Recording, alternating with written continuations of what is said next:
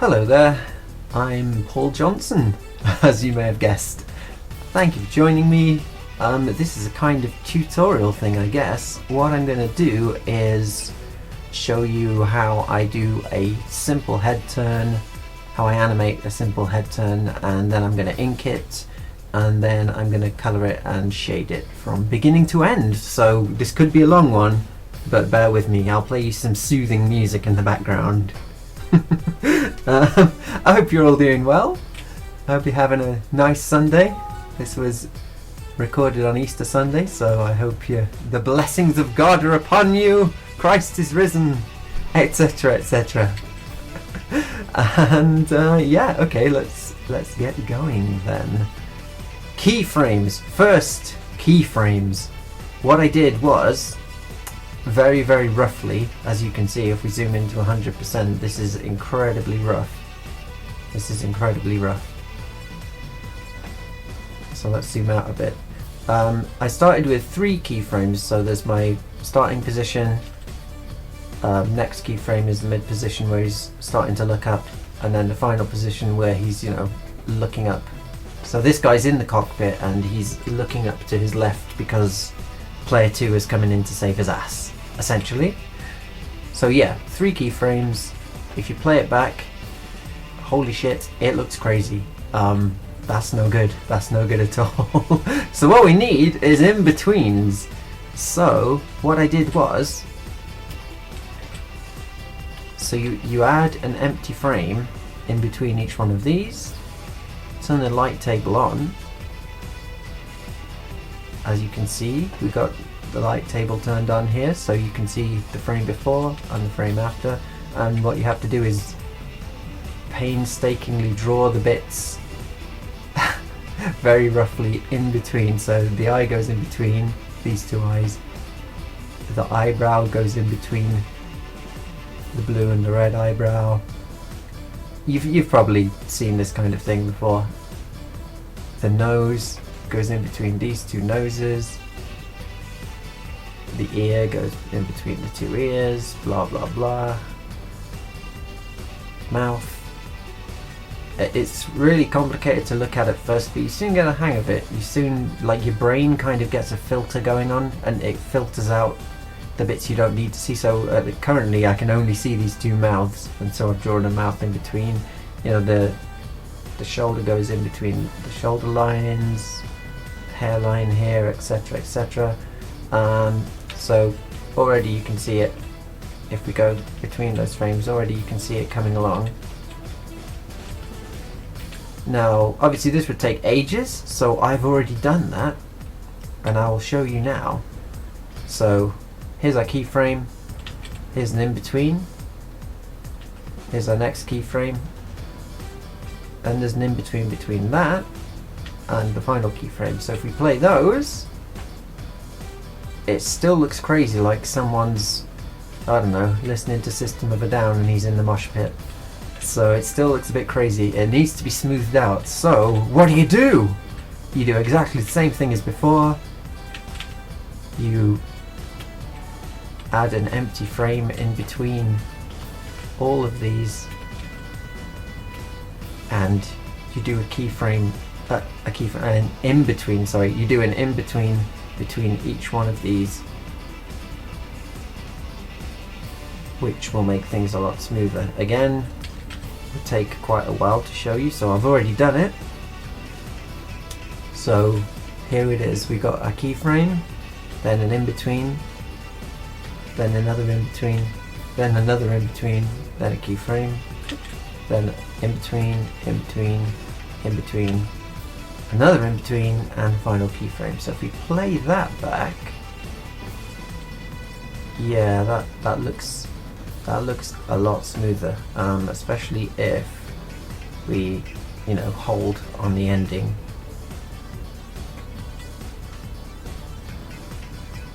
Still could be a little bit smoother, I think, but that'll do us for now. So what we need to do now is ink over it, because like I said before, I mean, look at it, it's just a mess. It's a horrible mess. So we need to ink over these. The program I'm using, as you can probably see, is TVPaint, but really for a head turn like this, you can use anything. You can use any program you like. You can even just draw it on paper with pencil if you like. But yeah, I'm using TVPaint. Let's move this back. So what I've done is made a new layer on top. I'm going to turn the opacity down on this rough layer, and I'm going to start inking. And I'm not going to ink every single frame and then go to the next. So I'm not going to ink like this entire first frame and then go to the next frame and ink all of that and then go to the next frame and ink all of that. What I'm going to do is ink like a bit at a time. So I'll do the nose across all of the frames, and that should keep it nice and consistent. So we're zoomed in to 100%.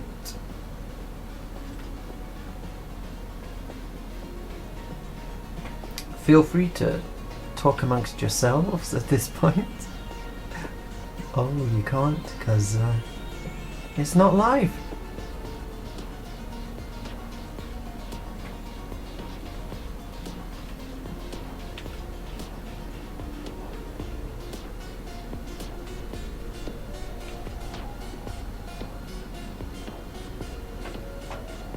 All of this stuff on the left is just reference material I have open. I've took a lot of screenshots from various high budget 80s OVAs. I've got a whole folder full of face reference material. Because if I go off on my own without any reference, the results tend to be horrifying. Not actually that good.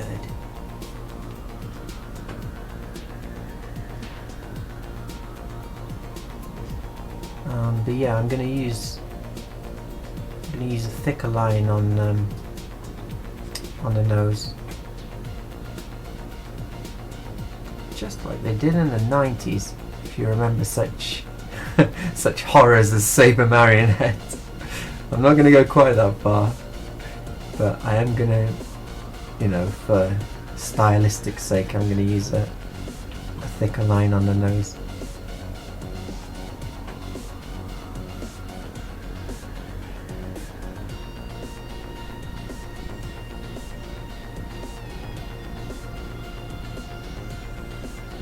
Feel free to fast forward through all of this if you like, because it's just going to be me inking for a bit.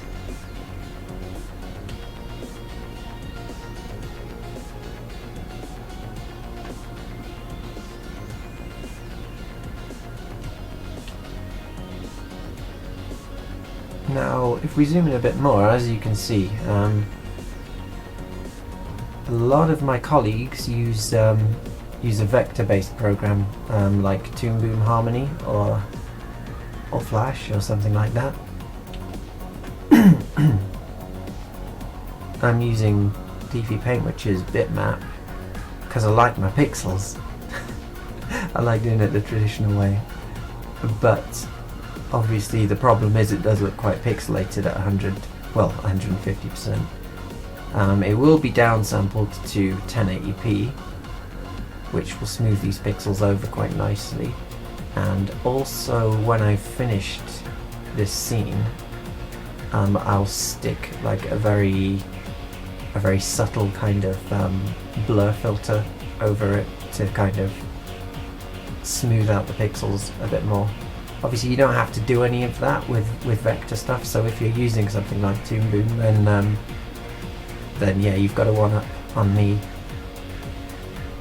But I'm an old man. Toon Boom's complicated for me, and I just want to animate. Just setting up all of the kind of plug-in chains and all of, what is it, the exposure sheet and all of the professional animator things that make you a professional animator.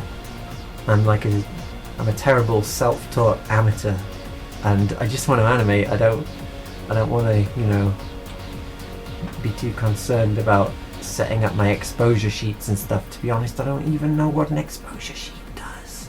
So, but don't tell anyone that. Let's maintain the illusion that I actually know what I'm doing.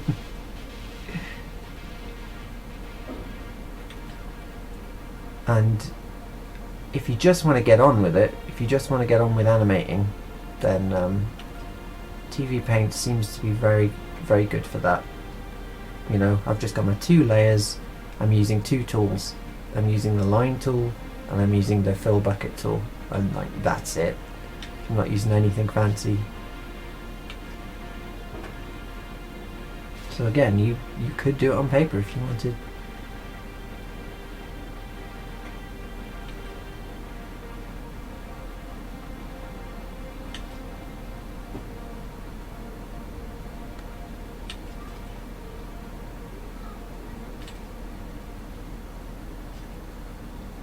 Just a quick word about what I'm actually doing, since this whole inking bit is very kind of, is all muscle memory. Your brain is totally off. You don't need your brain at all for this. So I can talk. I can actually talk. Normally I'd be listening to audiobooks and things to try and alleviate the boredom, but yeah. So just a quick word about what it is. It's an animation for Mashed, which is a channel on YouTube which you may have heard of, or you may not have heard of. Here's a link over here. Go and have a look at their stuff. Tom from Mashed approached me after I just finished doing Prisoner Zero, which is an Australian animation which is getting ready for release now by Planet 55 Studios. Here's a link. Here's a link. Go and have a look at the trailer. So I did character and spaceship designs for that, and that was fun. That was a lot of fun. I was out in Australia for a bit, met some awesome people, still friends with awesome people. That was best working environment that I've ever been in. And so yeah, basically it's coming to the end of Prisoner Zero, so there was nothing left for me to do really. You know, all the stuff had been done really. So my contract had ended, and Tom from Mashed got in touch with me and said, "Do you want to do some animation for us?" And I said, "Yeah, okay."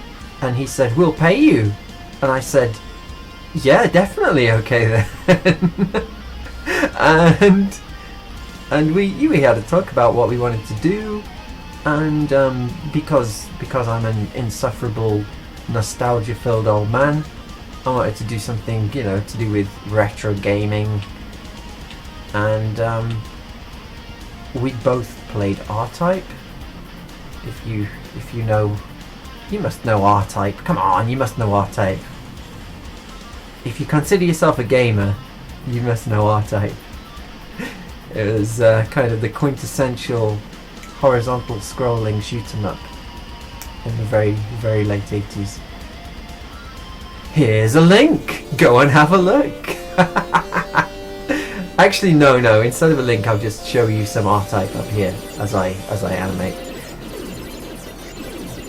So yeah. So we decided to do something R-Type, but what to do? And you know, we kind of settled on the... I've talked to Tom, and I'm not like breaking non-disclosure or anything by talking about this. So, although I'm not going to give you any spoilers. But basically, the idea is, guy is in an arcade playing on an R-Type cabinet, gets sucked into the game.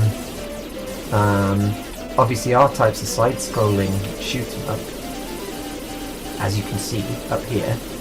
So we thought it would be cool to take that side-scrolling the first stage of R-Type, which is very, very well known to people. It's probably the most well-known stage in R-Type. I mean, everyone knows that end boss. It's kind of in the collective memory. He's in the pop culture. So yeah, we'll take that first stage and animate it like, you know, like a space battle from Macross or something.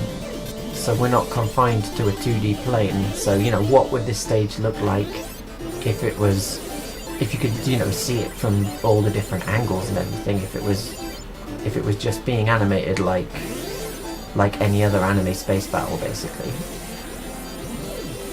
Because all of this stuff you see from the side, and it'd be interesting to see what it looks like from the 3/4 angle, from the top, from behind. So that's what we decided to do, and that's what this is for here, what I'm doing now. This is a head turn for a scene near the end of the animation.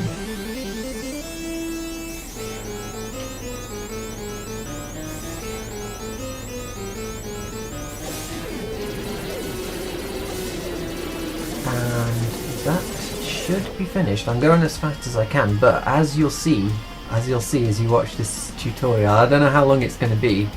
I'm going to just go from beginning to end, and we'll see how long it takes.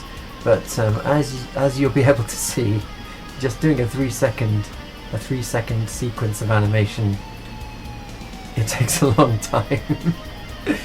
So I'm going as fast as I can, and we're trying to have it out by the end of April, and Tom has been extremely patient with me.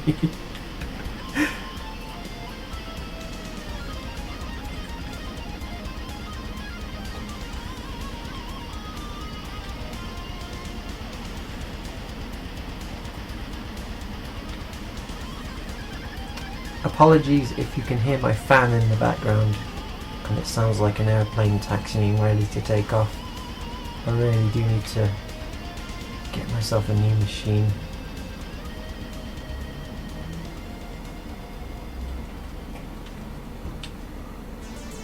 Let's zoom out so we can see what we're doing. Also, something you may have noticed is I haven't saved, and there's a good reason for that. It's because I'm a complete idiot. So there we go, I just saved. I've lost hours of work before. Hours of work.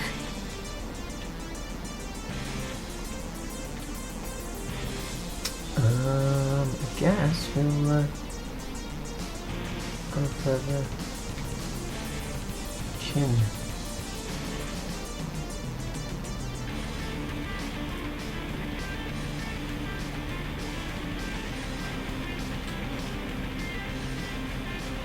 So I'm still really doing the bits that, you know, use a thicker line at the moment.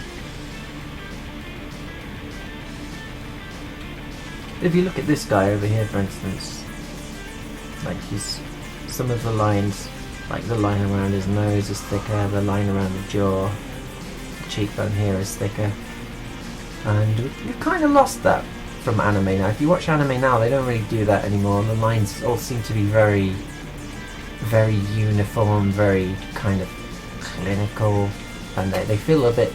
And you know, I'm not saying look at my stuff, it's way better than what anime studios do or anything, but I am saying I wish they'd kind of bring the risk of sounding pretentious here. I wish they'd kind of, you know, bring back that soul that 80s and 90s anime used to have. Kind of missing that these days.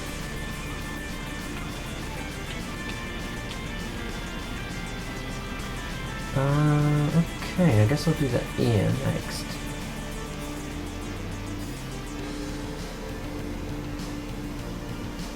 Well, to do the ear, we'll need to do this kind of sideburn thing first.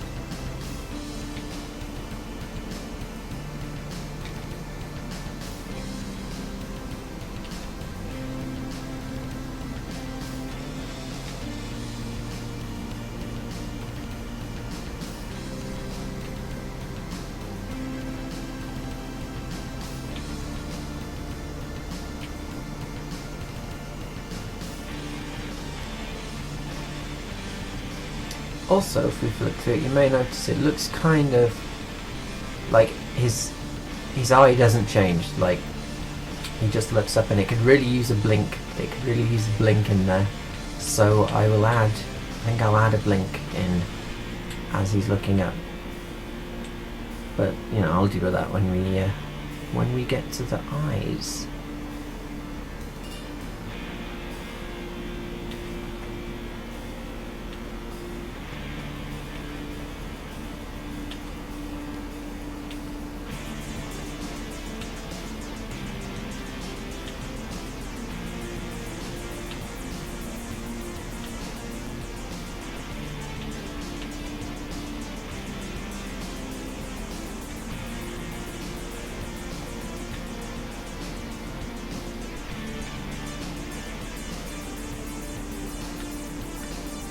I'm trying to think of things to say to keep you entertained, but can't really think of anything at the moment, so just sit back, relax, listen to the music, I guess.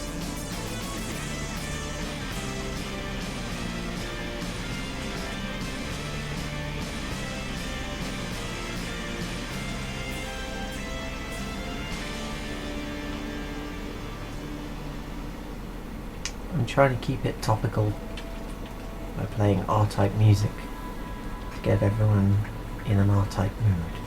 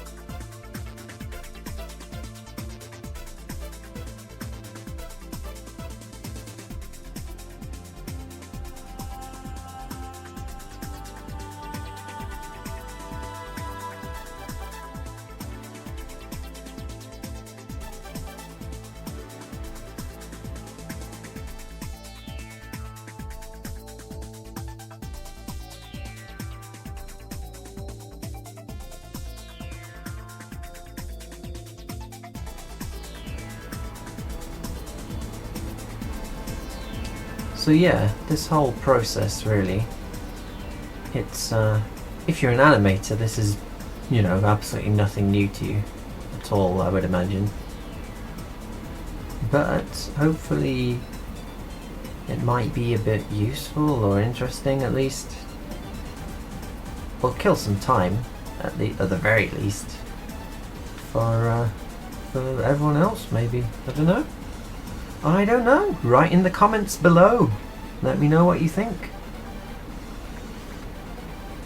Tell me I have a really annoying, squeaky, high-pitched voice if you like. But I already know that, so, you know, tell me something new. You can have all the plastic surgery in the world, but you can't have voice surgery. So I'm stuck with this, I'm sorry.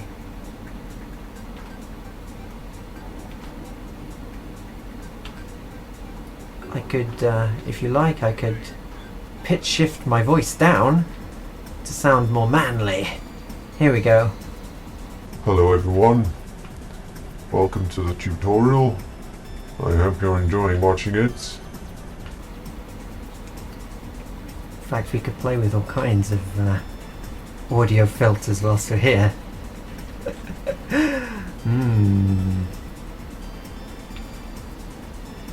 You will keep watching this tutorial. Do not change this channel. Keep watching. Keep watching. Okay. Let's let's stop that.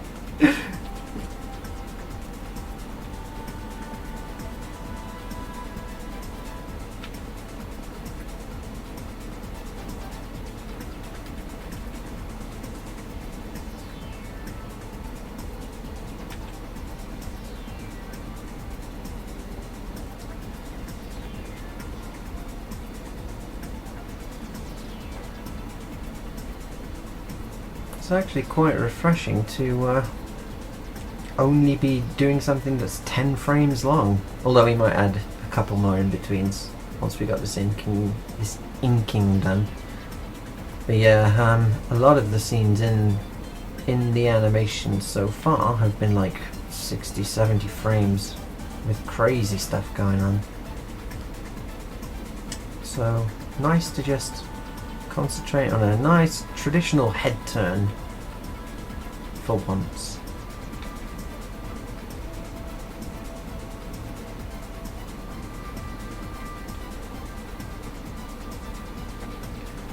I believe that's the ear done, so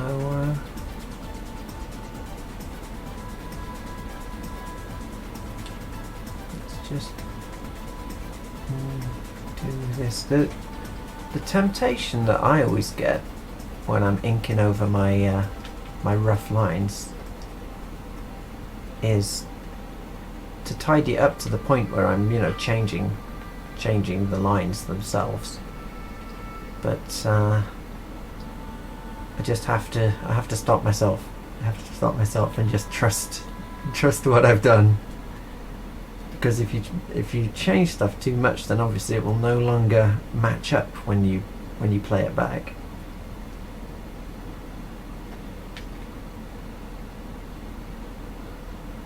So you got to trust your past self from a few hours ago.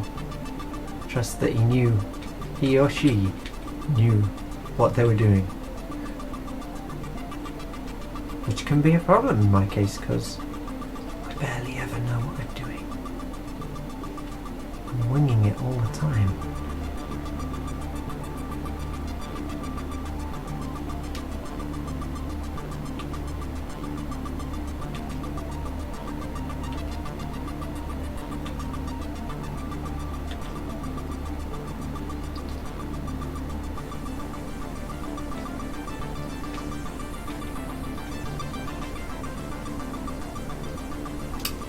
Oh yeah, gaps in the lines. There is a gap closer, which is really nice. You can set it to 1 pixel, you can set it to a lot of pixels. But then of course you have pixel gaps. So yeah, if you use other programs, then feel free to write down underneath this video here in the comments section, saying how things work in your program, and you know what's better, what's worse maybe. I know Toon Boom has some like interesting fill features for filling in colours.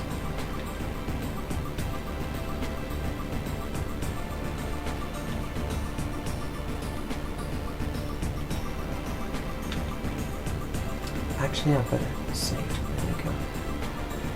I will be taking numerous coffee breaks during this whole process video, but like Dio Brando himself, you won't even know because I'll pause time to do it.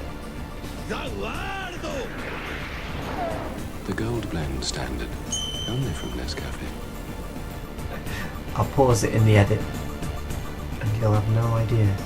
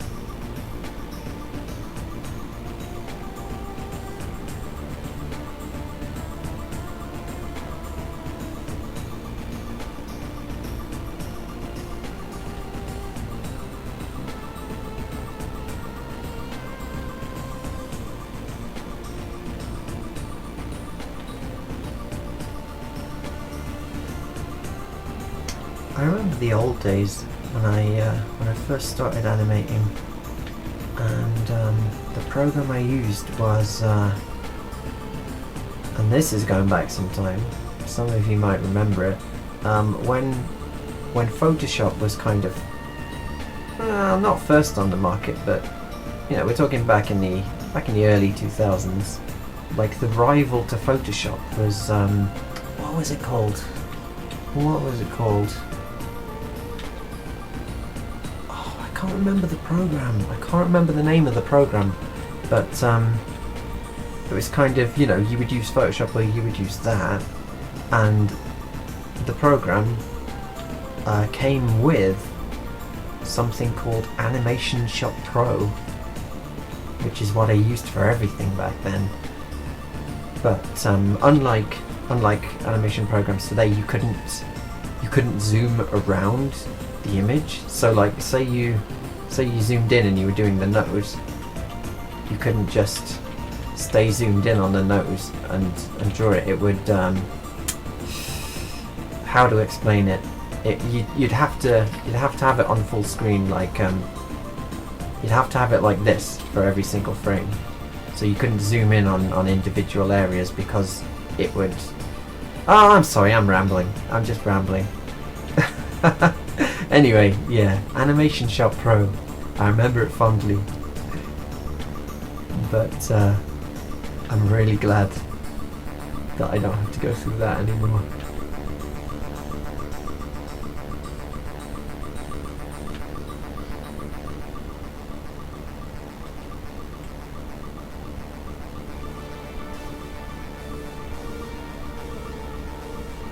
And you can, you know, I'm doing it now, you can do your lines whilst you're zoomed out.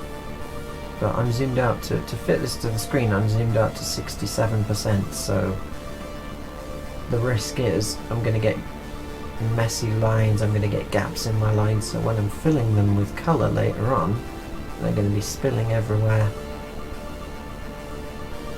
Yeah, it's going to be spilling like people spill spaghetti. It'll be awful.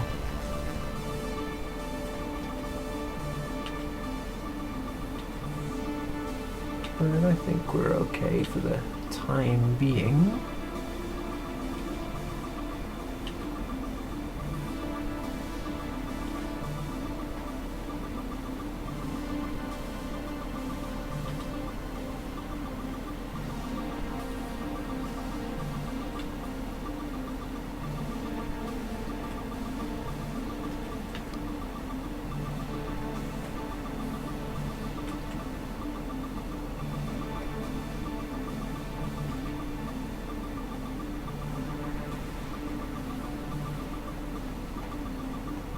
Also, worth noting, if you're an animator, if you're like an established animator, you'll know already, but if you're just starting out with animation and you're animating a character, don't make the mistake that I often do and design like overly detailed hair, because like animating, this is only 10 frames, but imagine you've got a battle, like you've got a fighting sequence where this character is, you know, the camera's rotating around him and he's punching and kicking and stuff, and you've got to animate each one of these spikes and keep each one of these spikes consistent.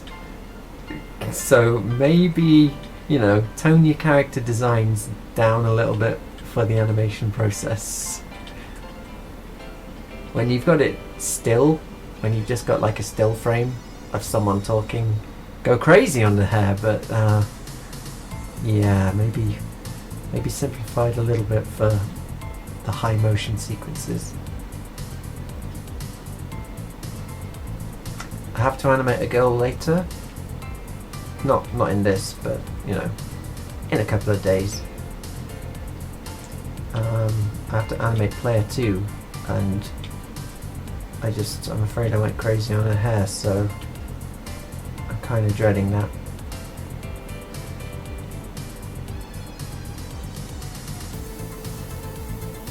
Same with clothes and anything really.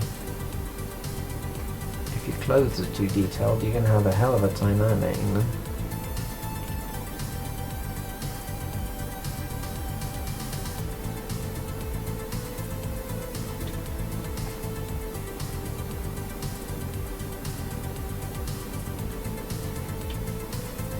That's not right. The hair moves lower, look. As he looks up, and that's not right. Erase. 3 again, so it starts there. Actually, hold on. We'll erase this.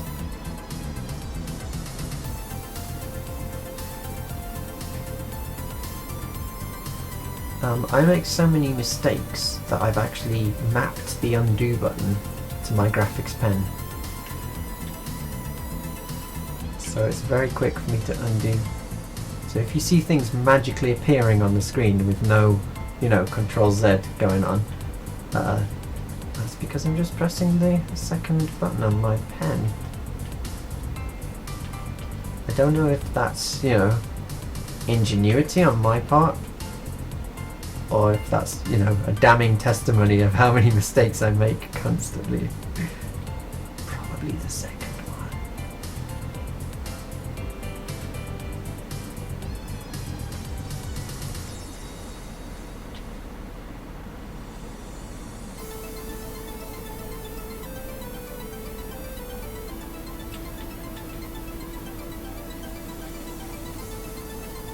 And as always, the thing to keep in mind is, we're going to be looking at this for hours, this face, but the viewer of the end product is going to see it for like 3 seconds at most. So all the mistakes and like dodgy in between frames where people are pulling like ridiculous faces, I'm looking at you, Dragon Ball Super. It's not actually that bad in motion a lot of the time. But that's not to say that, you can pull the Dragon Ball Super. Try not to pull a Dragon Ball Super ever in your life, please. Please. Because it hurts me. It hurts my soul.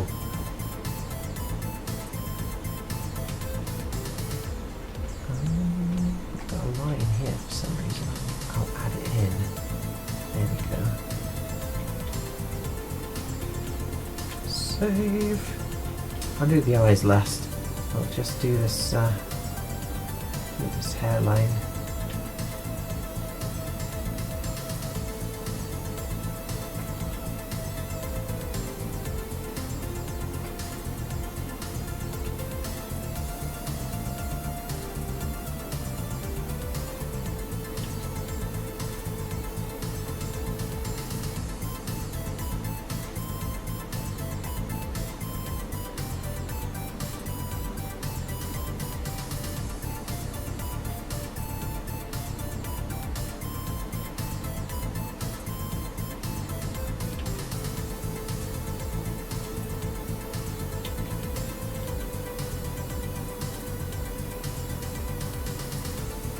Oh, mistake.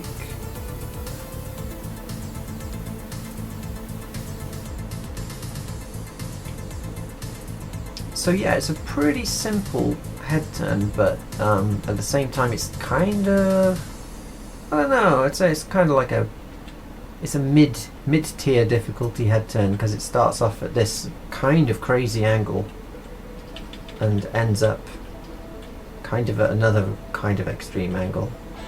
So it's not the same as, front on face turning to side 3/4 face. It's more like something like this going to something like that. Oh, look at that undo button. It's beautiful. It's beautiful.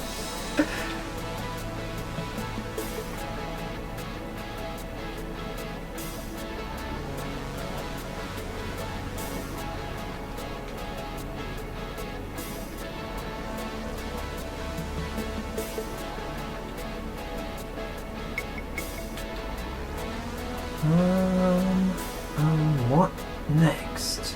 What next? I'm scared of the eye, so I'll do these strands of hair.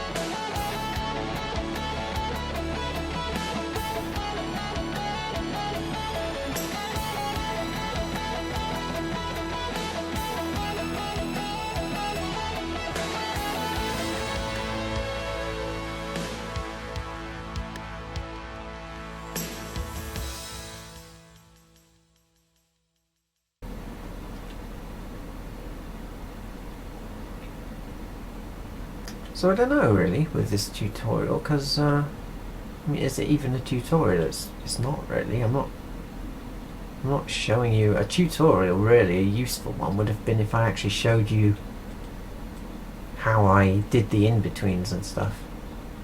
So I'm kind of a bit worried that this is a waste of everyone's time. But hopefully when we get to the colouring and shading section, you know, I'll do all that. I'll do all of that in real time for you to see. So hopefully you'll get something out of that.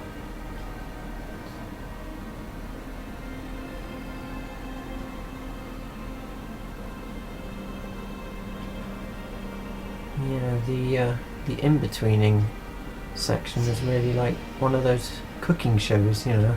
Here's the one I made earlier.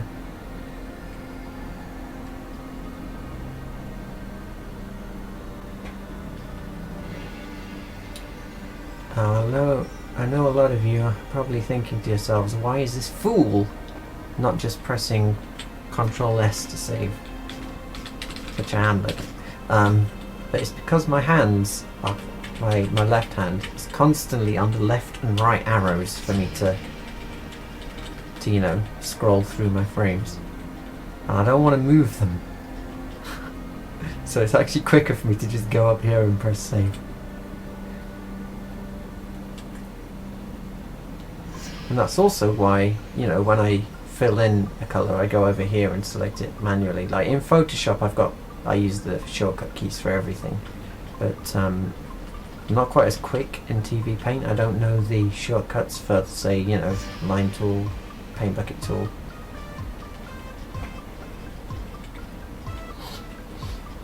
Okay, put the lines up to line width up to 5. And we can do like a kind of thicker line around the shoulder.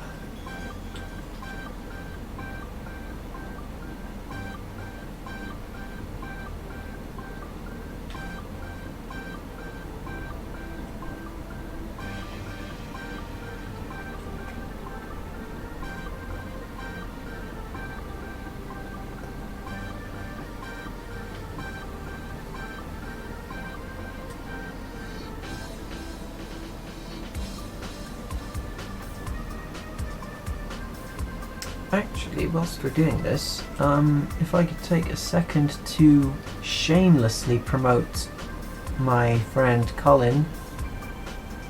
If you actually want to see, you know, actual animation tutorials, here's a link. Look, over here. Go take a look at his stuff.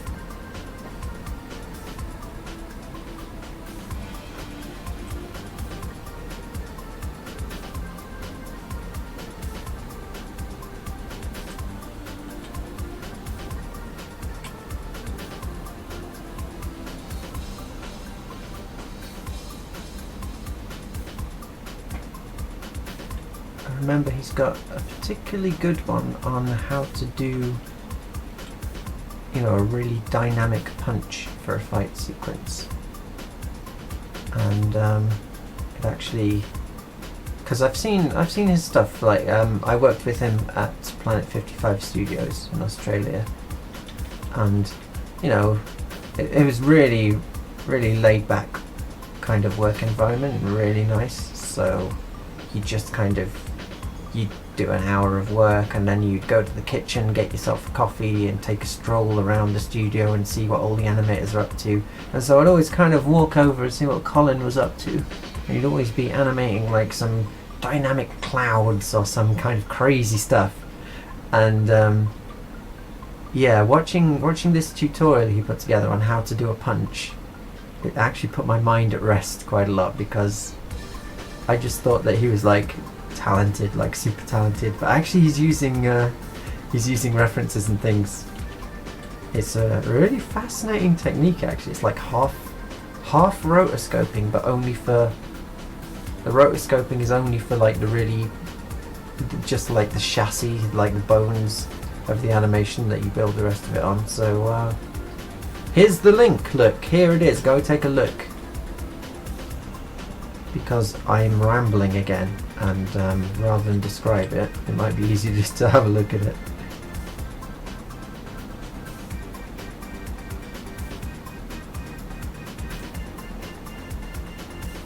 So I guess the moral is, when you see like artists that you really like or animators that you really like, and you know, you start despairing and you're like, oh, I'm never going to be that good, like I don't know, they're just doing this off the top of their heads, like how am I ever going to get that good? You know, don't worry too much, because a lot of the time they are just like, you know, not stealing, but they're heavily using references and things like that. And there's absolutely no shame in that, because we can't all be old man Miyazaki. We can't all be Grandpa Miyazaki.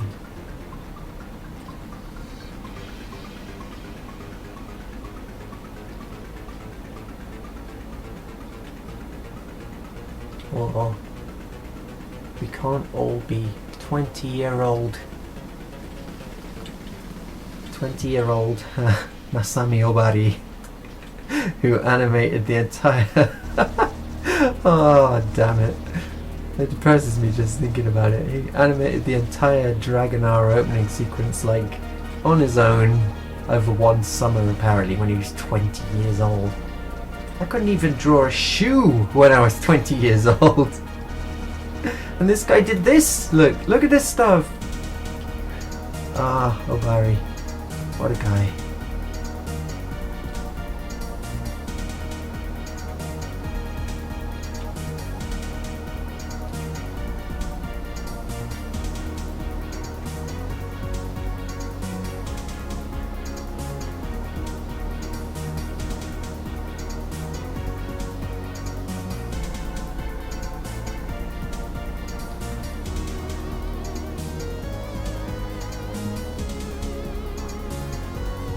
If you are an animator, let me know. How often do you save? Because I'm not saving nearly often enough. I mean, do you kind of go crazy and save every 30 seconds? You set up an autosave function? What do you do? I'd like to know. Also, if you see anything that I'm doing, because like I say, I'm a filthy self-taught peasant. I've never been to an animation class in my life, so if you see anything I'm doing and you're like, why is he doing that? It's much quicker to do it this way, then let me know. If you could save me time, I am totally happy to hear it.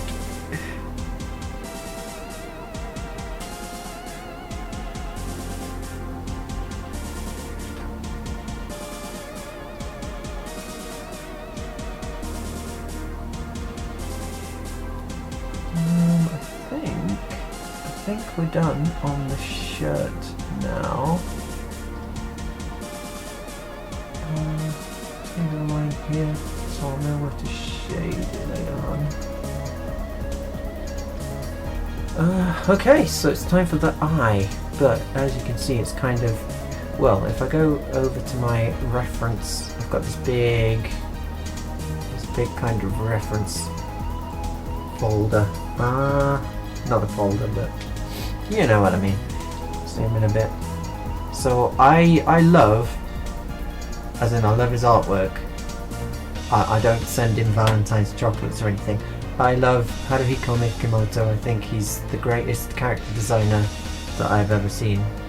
And I love how he does eyes. I mean, look at these eyes. He's the Macross guy, in case you were wondering. And so yeah, really, that's how I want to do eyes. Because, you know, eyes now in anime, there you go, that's your eye in modern anime. But what I want, you know, I'm not there, but hopefully I'm getting closer all the time. I want eyes like he draws. So, you know, kind of like, it kind of suggests the all different eyelashes and mascara bits. So actually it might be easier just to do like a tiny bit of the eye each time, like this bit sticking out here. That might actually be easier than doing the whole eye. Also, maybe I should save. There we go.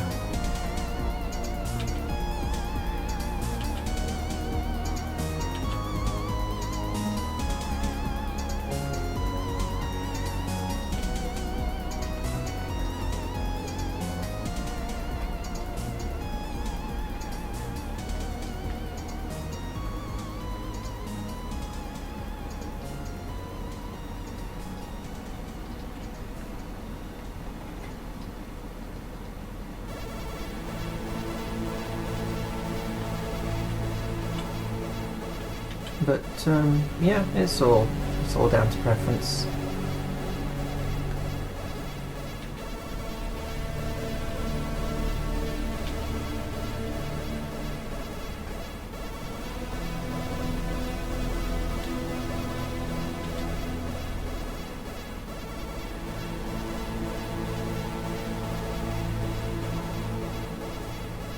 So the good news is we are reaching the end of the inking, and we can actually get colouring in a few minutes. And what I intend to do is go crazy, stick 5 tones of shading on it,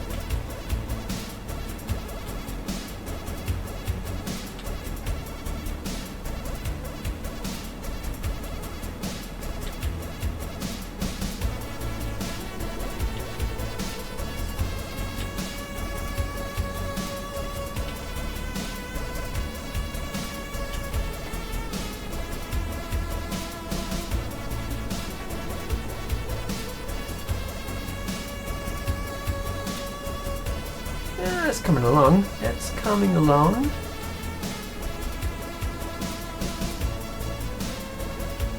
We'll see if we need a blink later on.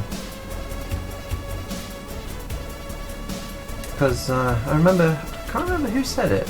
I remember reading or hearing it somewhere. Like, one of the rules of thumb is if someone does a quick head turn, do a blink in between, and it looks more natural. Apparently. But maybe we don't need one, I don't know.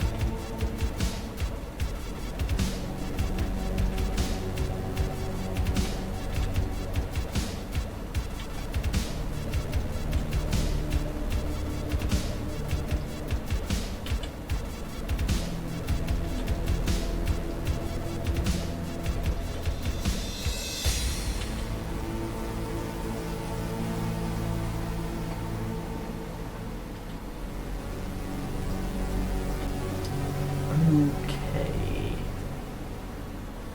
Down to 3 on the line. I guess it's time for some eyebrows. Because I also like how he does eyebrows. I really should get these in higher detail. But yeah, his eyebrows aren't your typical anime eyebrows. They're kind of, they've got a bit more shape to them.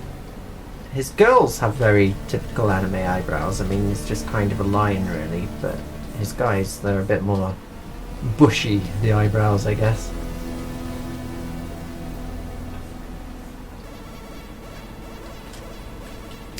Anyway, back to it.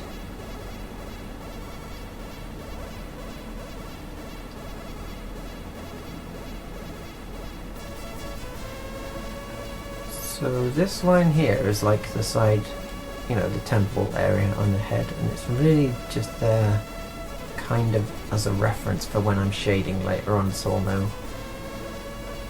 know to keep my shading consistent. So yeah, I'll do that bit first across the frames. Kind of vanishes when we get here.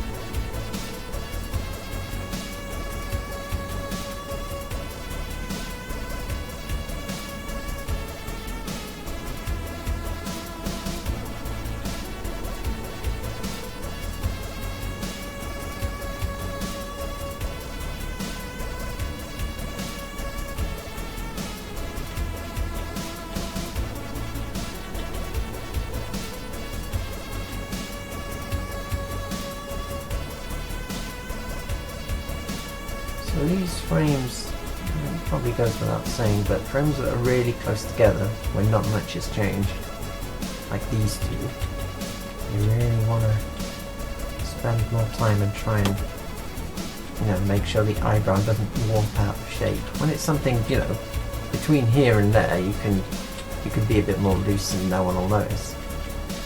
Not that I'm saying to be lazy. I'm totally saying to be lazy. Just, you know, pick your battles and know when to actually spend more time and when spending more time is kind of a waste of your resources.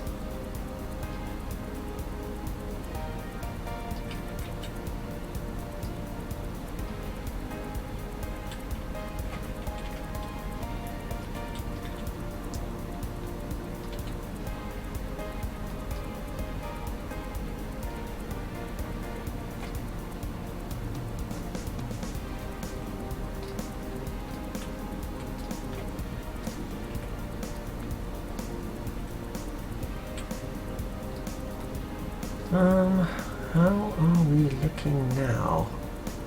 Because obviously these lines don't really serve much purpose other than they kind of illustrate. You're probably filling in the words for me at your end. They just kind of illustrate a contour on the cheek area, and you know, same here. If you're one of those people who does lines across the nose, again, you don't really see that much often these days. Wow, I'm real good at English today. But yeah, you definitely used to see that back in the day. And a little bit on the nose here. That's very much a what's his name? You know the guy, Escaflowne guy, Escaflowne character designer. I've totally forgotten like everything today. I'm sorry. We could add in an in-between here and here, I guess, just to smooth out that final, so his head doesn't stop so abruptly.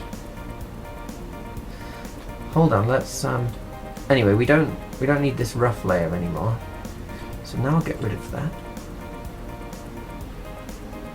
So now we've just got our lines. Alright, so let's say we wanted to add, because I don't like his shoulder moves down a bit abruptly, so if we add an extra frame between these and then turn on the light table, in theory, I simply have to draw between the red and the blue line, and that will give us our in-between. And these two frames are close enough together that I can actually do that without repositioning things, if that makes any sense.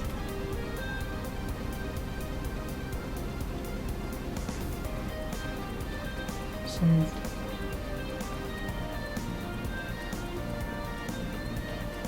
you know, it's fairly straightforward. Just draw between the lines and there you go. So I don't need to, sometimes the lines are so far apart you need to grab one of the images and move it closer, so you actually you stand a fighting chance. But luckily with this one I can just do it straight up, I believe.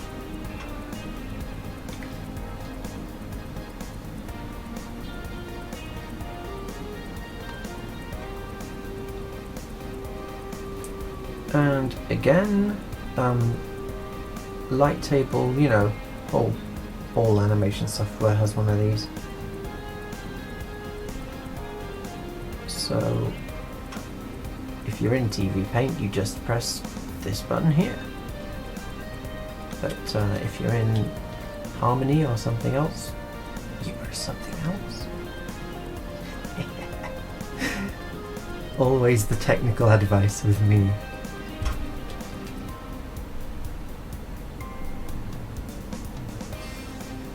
But yes, as you can see, this is why I get through a whole load of audiobooks and podcasts, because it's not exactly the most exciting thing in the world, doing hours and hours and hours of drawing lines in between other lines. And this is only 10 frames, well, 11 frames now.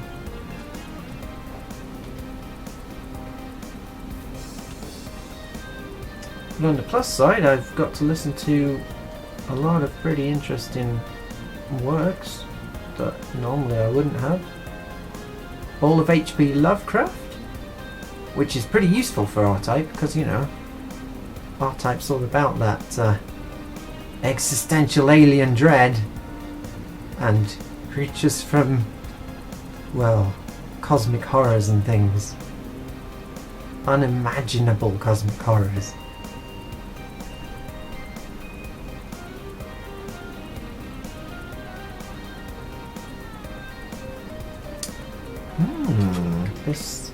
This was actually a lot easier than I feared. This particular in between. Oh, need to be a bit. Yeah, that's better.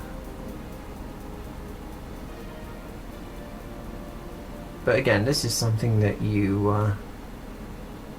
It's a bit tricky at first, but soon it just kind of becomes. You know, you could do your taxes and be doing this at the same time. It's just kind of muscle memory, really. Your body just does it automatically.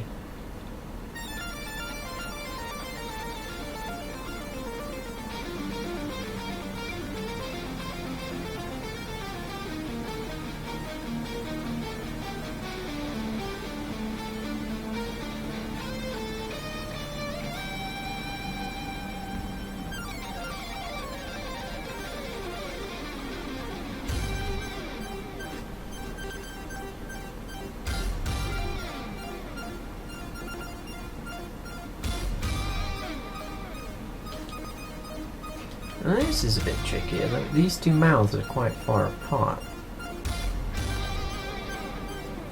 So I'm going to have to give you all my skills. Okay, actually that wasn't quite so bad. That was quite painless.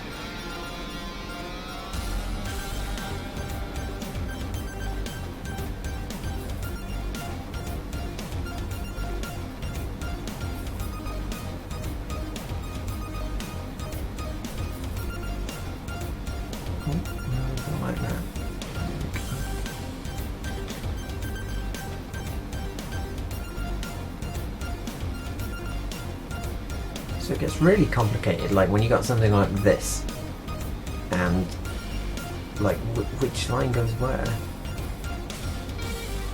think that's about right, but at times like that you just turn off the light table and just flick between the two frames, and yeah, there we go. It's fine. And it also shows that I've missed a line above the eye here, so I'll put that in. So sometimes it's actually simpler not to use the light table, to turn it off and just go between frames like so. It's certainly a very helpful tool, that's for sure. Let's have a look. Yeah, there we go. That's alright. I mean, the ear's a bit weird. No one would notice in playback, but what the hell, let's just do it anyway.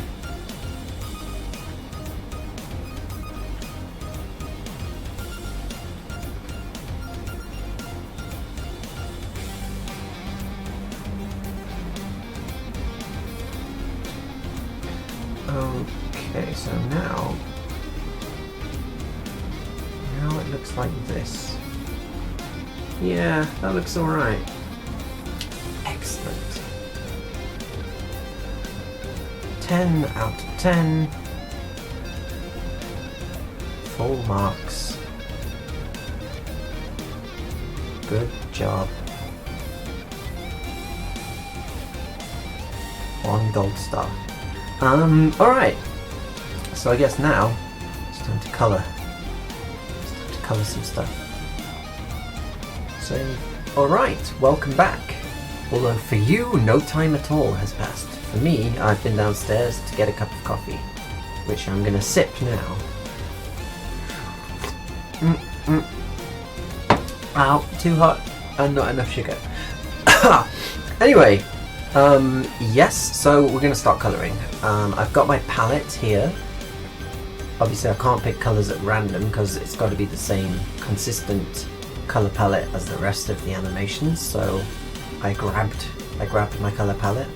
I've got some shots open here on the left for reference and inspiration.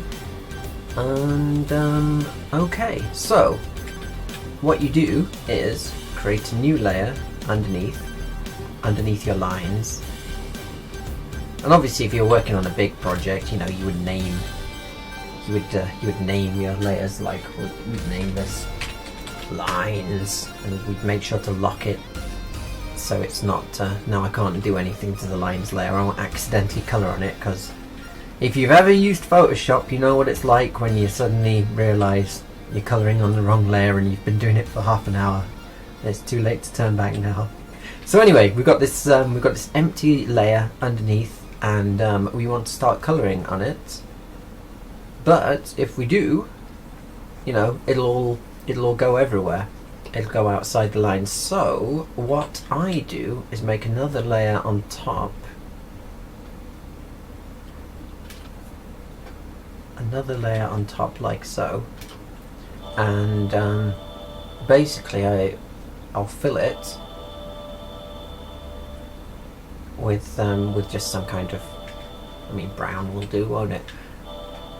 So I'll fill around, and it's also quite useful because it shows up when you've missed lines, like I have here. Let me just draw that line in. How did I miss that? That's a huge gap. Okay, back up here again.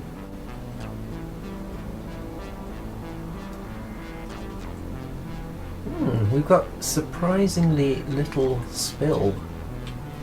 Usually my line work is so shoddy that the colour is spilling everywhere, but it looks like I'm on a roll today, so I better keep it up.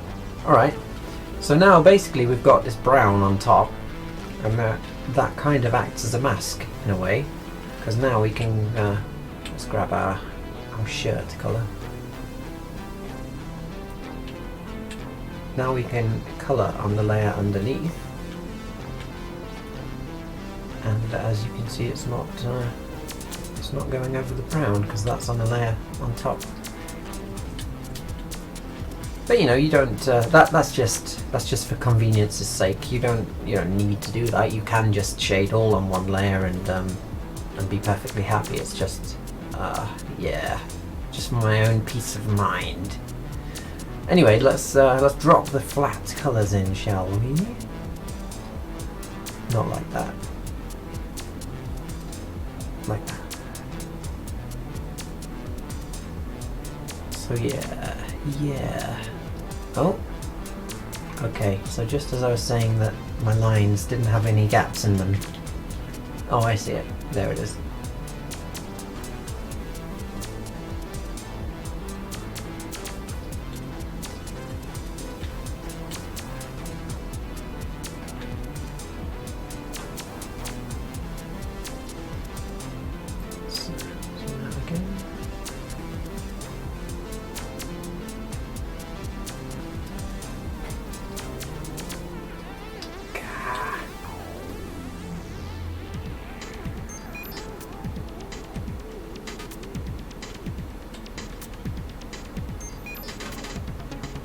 So imagine how much fun this is on a 60 frame sequence.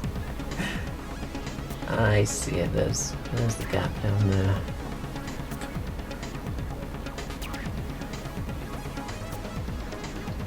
So yes, please bear with me whilst I drop the flat colours in, and then it will get a bit more interesting. I promise. I promise.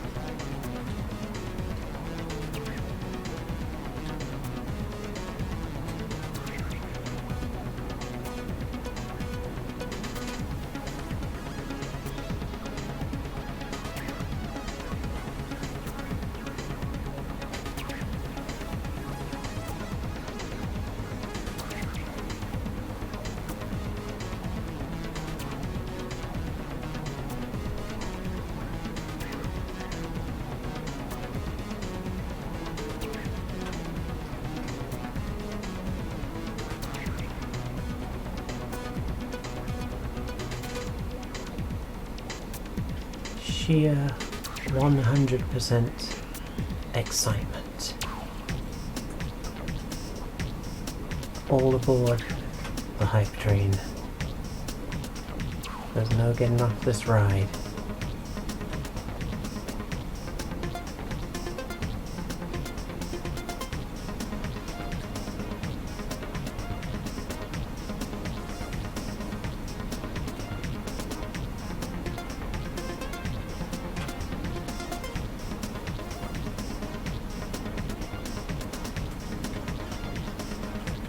Oh, yeah, there we go, I missed that eyebrow. Okay. Skin. Looks very unhealthy. Looks like he's dead, but don't worry. I know what I'm doing. It looks fine when it's when the rest of the shading tones are on there.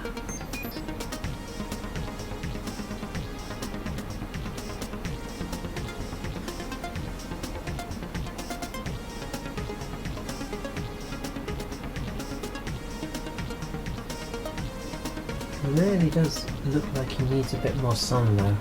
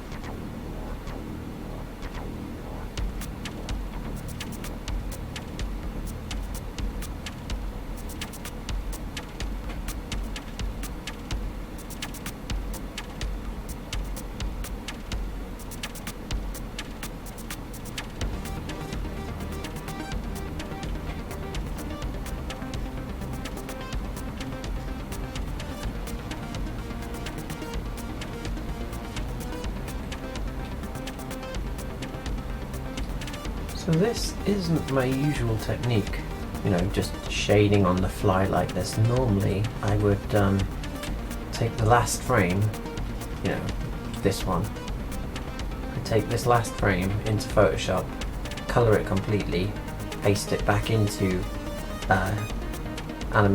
TVPaint, and then using that I would go back and shade every single frame using that one as a template. But what the hell? Let's try something new. Shouldn't be too hard. What am I saying? I hate new things.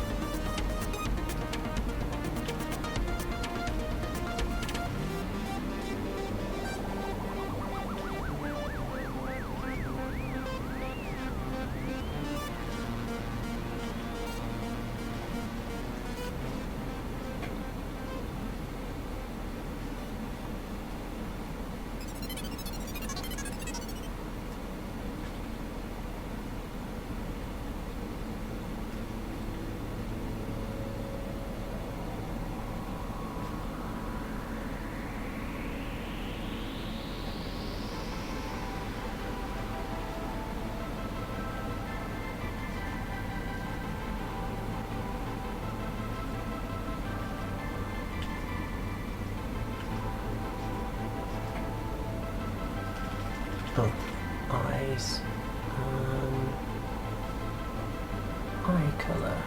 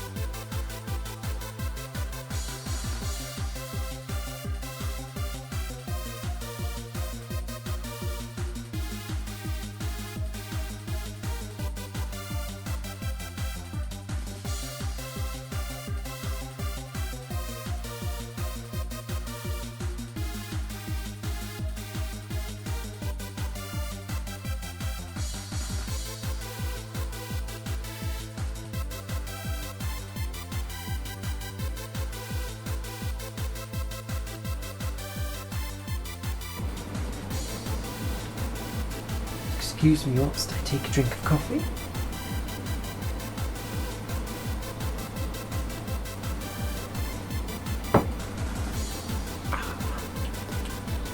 Right, okay. So we'll shade this last frame, this one here, we'll shade this one completely, and then, which makes sense because this is the one that's going to be on the screen the longest. It's going to hold on this frame for a few seconds. So we want this one to look good because this is the one that the viewers are going to see. The rest will just flash by. So anyway, we'll do this one and see how it goes from there.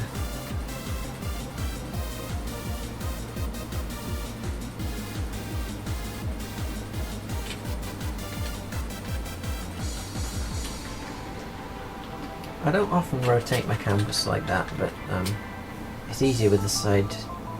I don't know, I feel more comfortable looking at a side-on view rather than diagonally looking up to the left of the screen, right of the screen rather. View.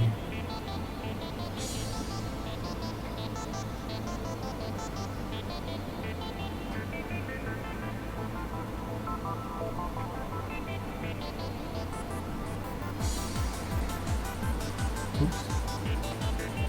A bit too trigger happy on that undo right there.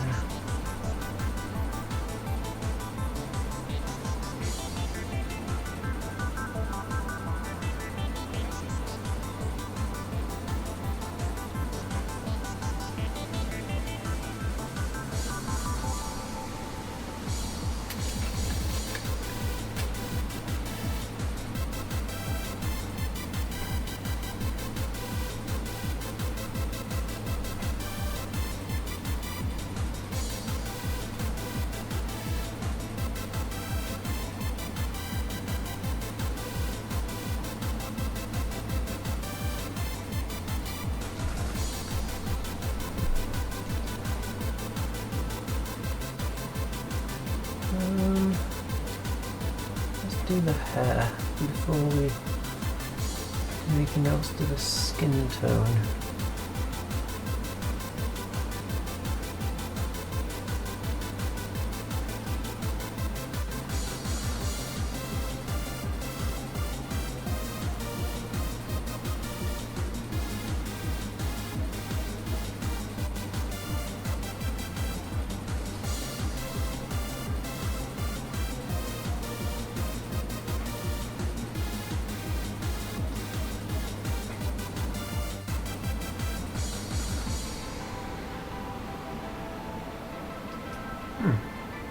There's a gap.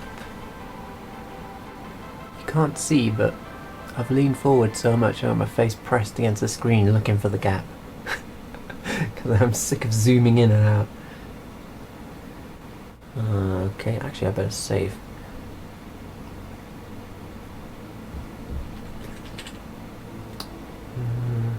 We need the shade.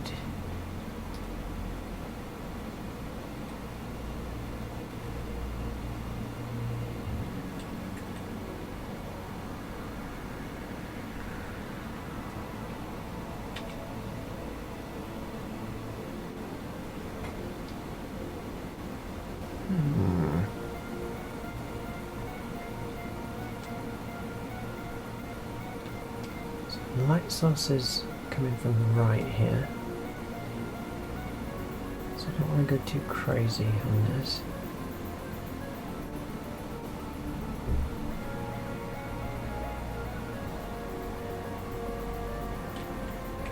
Actually, that's his arm down there. We need down there. That's his arm. So yeah, let's have a look. So we might actually get away with that for the shirt. I mean, it's not much, but this is where the light's coming from, so... but I still can't help myself. I still want to, you know, just like put shading all over it, but as people have said in the past, Johnson doesn't know shit about shading, and he just slaps it on with no regard for light sources, and it's true, so maybe I should do a J.J. Abrams and, you know, try and hold myself back on that lens flare. Yeah, that'll do. Okay, so now we will go for the third tone.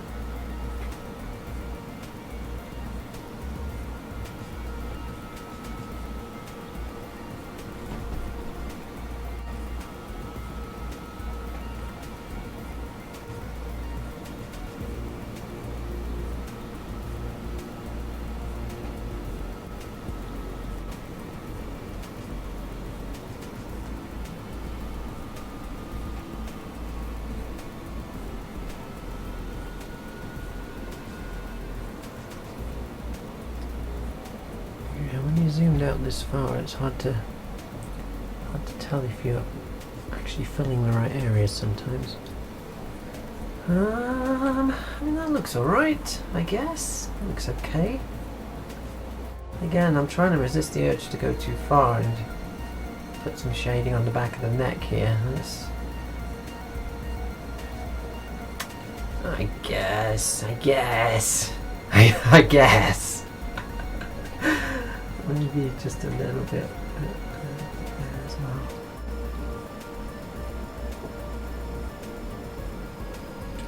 Of course, it goes without saying, the more shading you put on, the longer it's going to take to apply the same shading to the entire animation. So if you're on a tight deadline, maybe cut back on your shading a bit.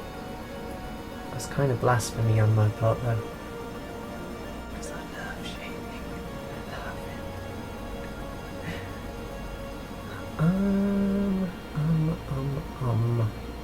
it. Is that okay? We need the highlight on the hair.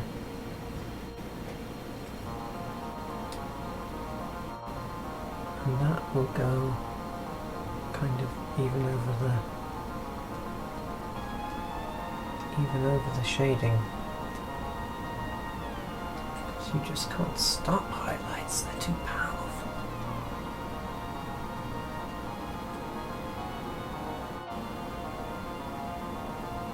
So if it looks like I'm, you know, making this up as I go along, and I don't have any kind of plan at all, that's because that's kind of what I'm doing. Yeah. I would plan this out a bit better normally. Then you'd have to sit through me, you know, tediously shading this thing in Photoshop, and I figured you might want to just, you know, get onto the meaty business. The meaty business. That looks okay. That looks alright to me. I think I can live with that. And we don't even have the third tone of shading on the shirt, actually. I can't live with myself if I don't have the third tone shading on the shirt. I've got to at least Come on, at least put a little bit on. There we go. That will do it. Yeah, yeah.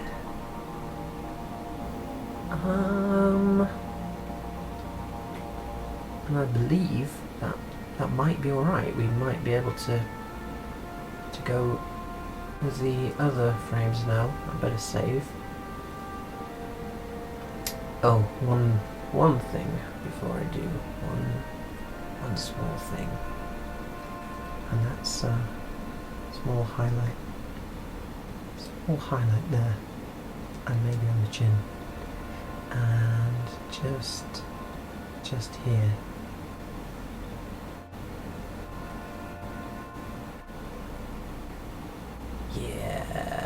Yeah, that'll do us. Alright, save.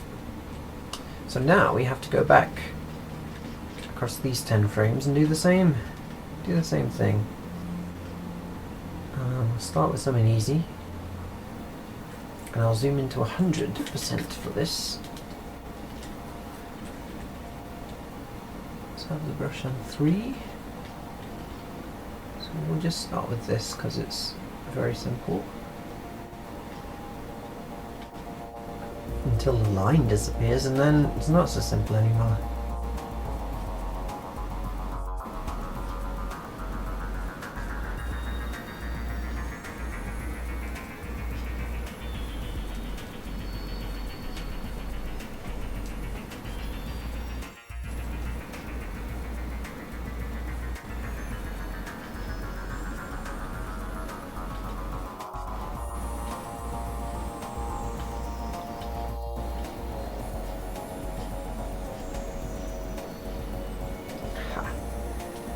Well, look, had to run out sometime.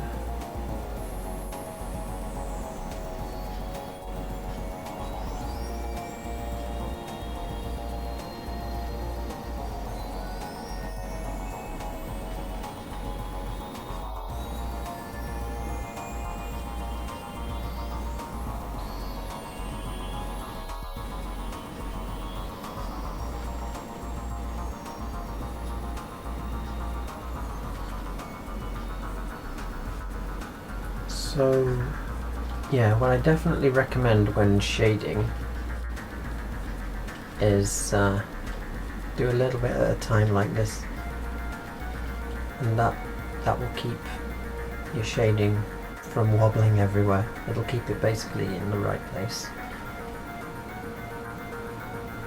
So yeah, one line at a time, and then just fill them all in one go when you're done.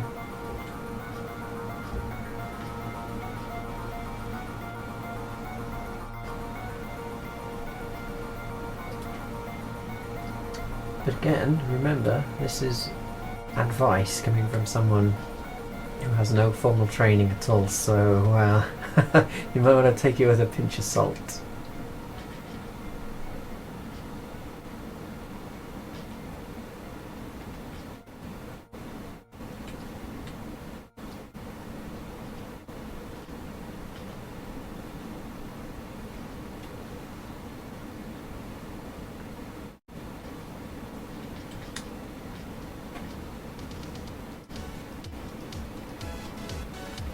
Doing a little bit at a time is kind of essential when you've got some crazy shape like this. I mean, there's no way I'd try drawing this shape across all the frames in its entirety. Just a bit at a time. It's your only chance.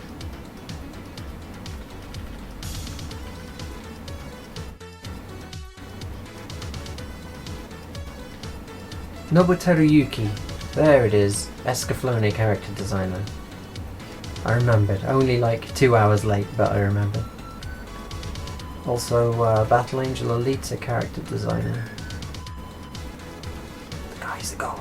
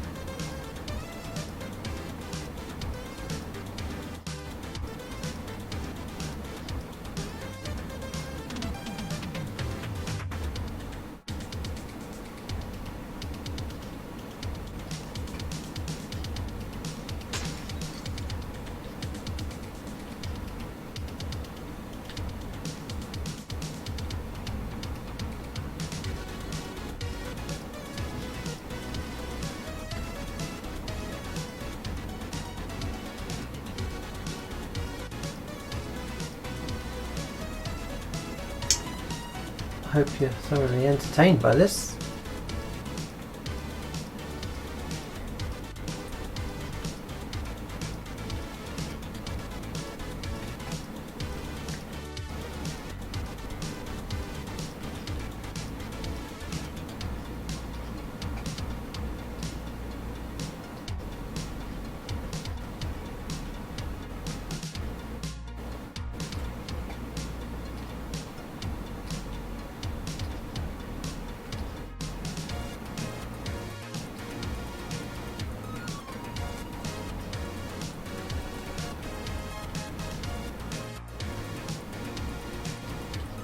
Okay, time for the filling. We've got this, this isn't animation related. Speaking of fillings, we've got this baked potato shop on my street. And every time I go past I get enraged because it says on the sign, the filling's up to you. So, if you're old, like me, and you were taught punctuation at school, it kind of gets on your nerves. Kind of like when people spell your and you're wrong.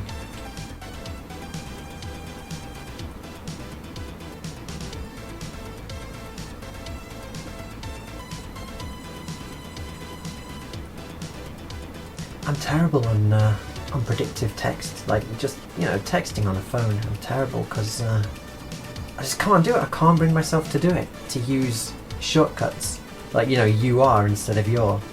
I just have to type everything out longhand. It takes ages.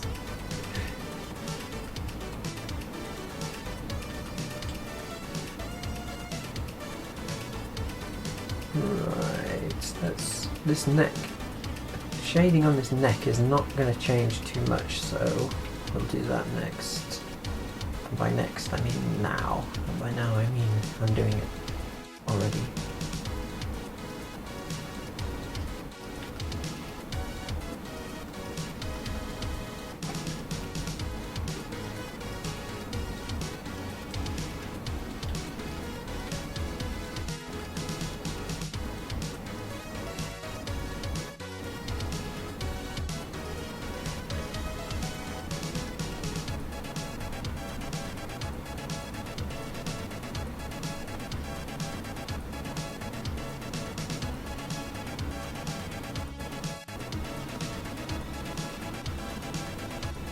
Well, I can't fill it because if I fill this it will go all over the face, which obviously we don't want to do. Well, I'm zoomed in, I can see all these horrible pixels. Let me just get those.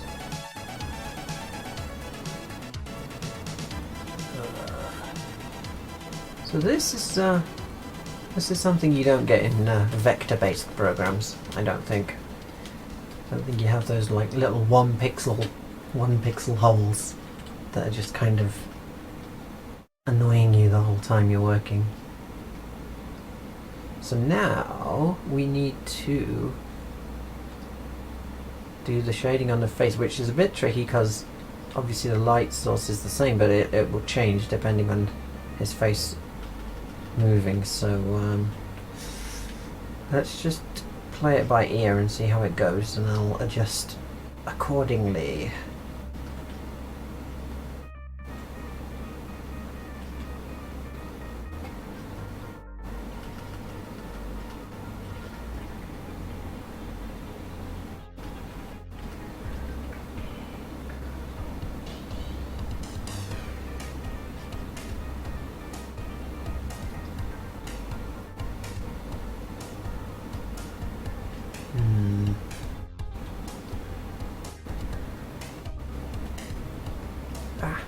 No, I don't want to erase.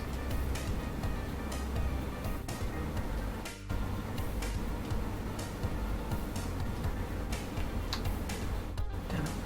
Okay, there we go.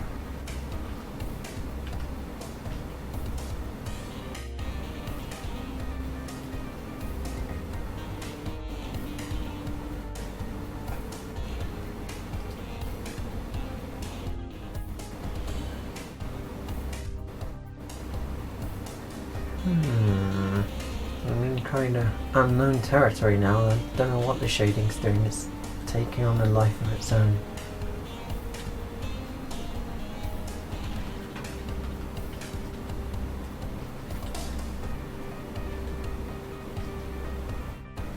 So yeah, let's go with it. See how it plays out. Alright, I'll save, take a drink of coffee, maybe it's cooled enough.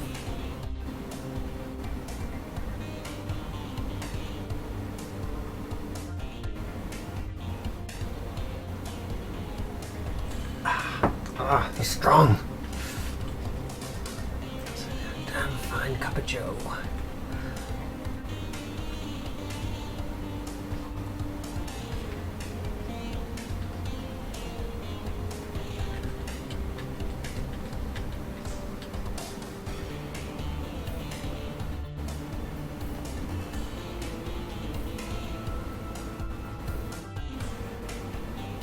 Now at least the nose shouldn't change too much. Shading wise, I mean it should just...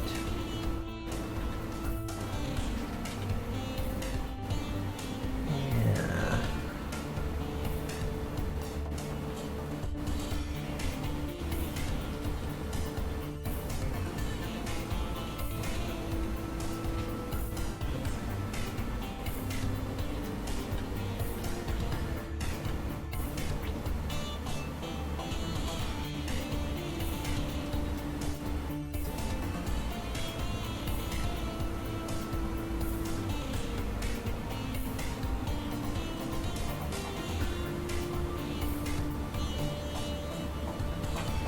So I'm not exactly sure about this.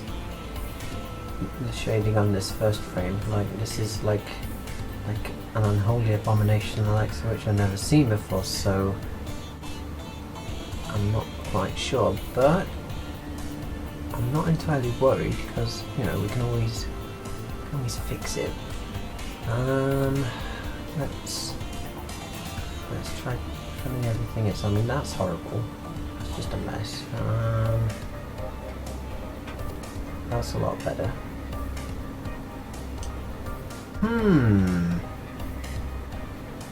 I wonder. Alright, okay. I think I've got an idea.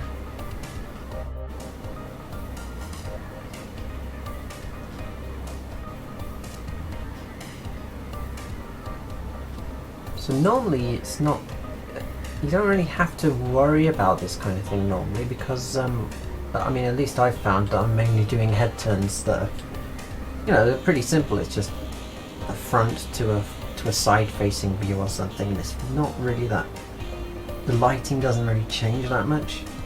But when you're going for a kind of, I mean, this is a really kind of low down angle to something completely, I mean, that's a very, wow, I cannot speak today, can I? The angles are quite extreme in relation to each other, is what I'm trying to say. And so the lighting is changing, and as a result, it's presenting us with some challenges. But that's okay, because we like challenges.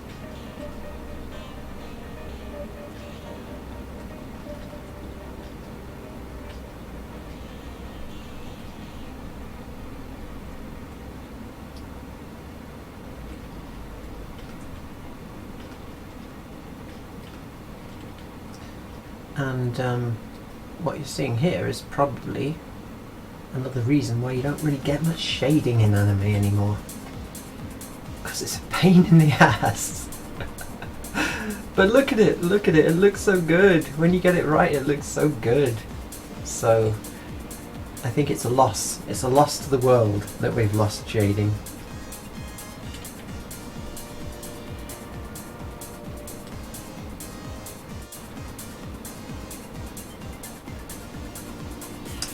Okay, that is way too big a shift, but that's alright.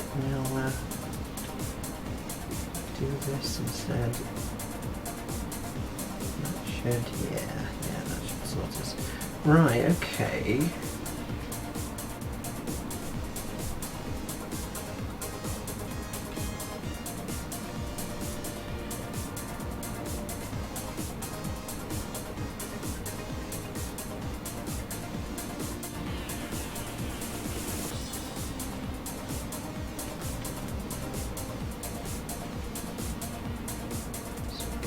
Point around here where it just goes to the edge of the face like that. Okay.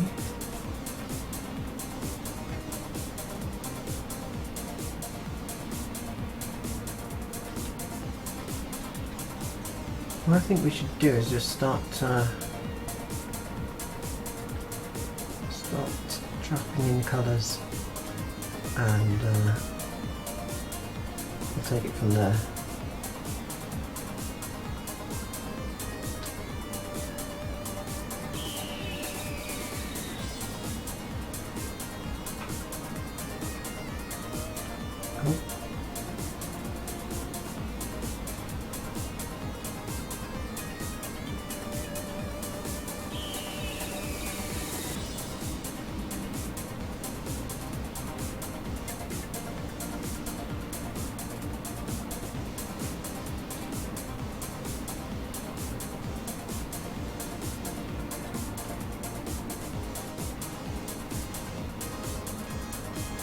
And again, it's worth noting that this whole sequence is going to go by in the blink of an eye, so you don't have to worry too much. Because, you know, 1 minute his face will be in shade and the next minute it won't be, and it shouldn't look too incongruous. I do like using big words.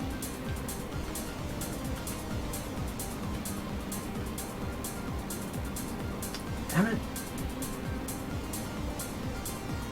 Come on.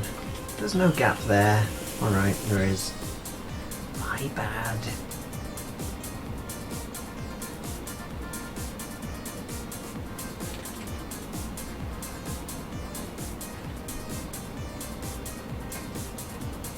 So at 150% we can see there's a few bits like that and that and that,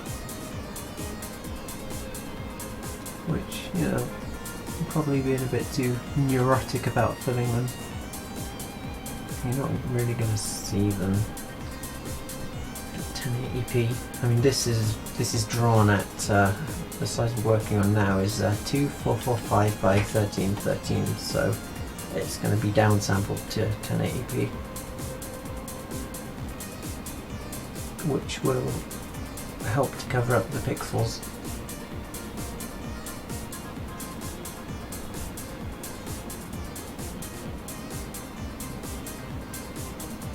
Right, okay. Actually, let me get that ear before we do anything else. And that bit of neck there, and there. And there. So this is all good. We just need to sort this bit out here.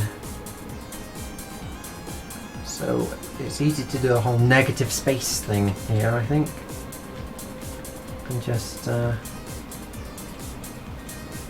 rather than adding the shade, we'll kind of build it up using the base color instead.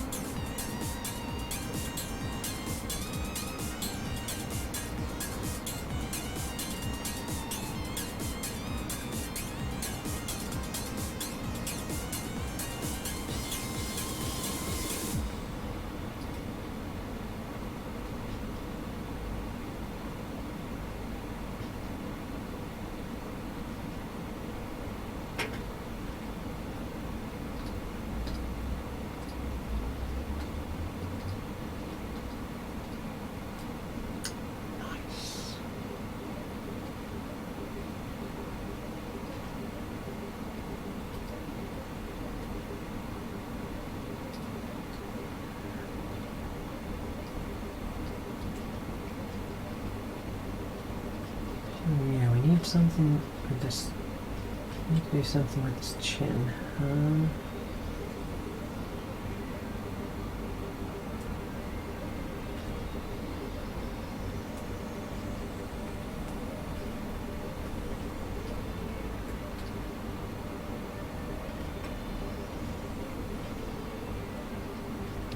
So this looks rubbish, but I think when we play it back, yeah, so that's looking alright.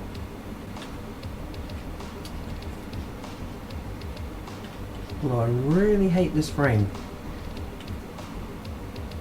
Let me just fix it a little bit, because we need shading under the lip anyway.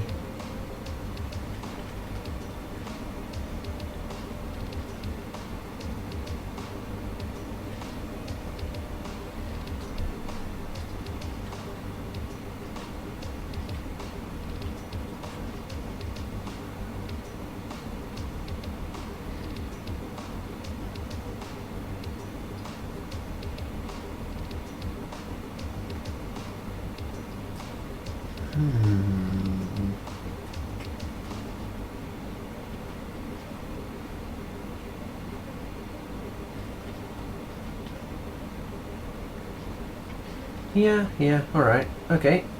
We'll do the hair. We'll do the hair.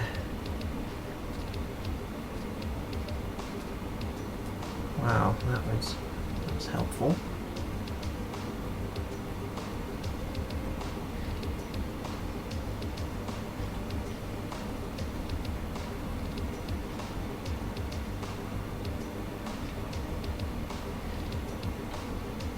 Just for the purposes of, easy illustration, I'm shading this, as you can see down here, I'm shading this all on one layer, just to make it easier to tell what's going on.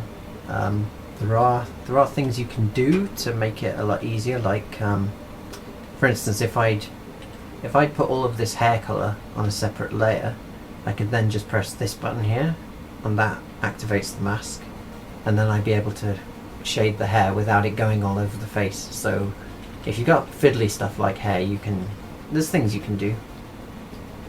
There are things you can do to make things easier for yourself. But nah, I figured rather than spend time explaining a feature which will only work in TVPaint, I'll just do it on one layer.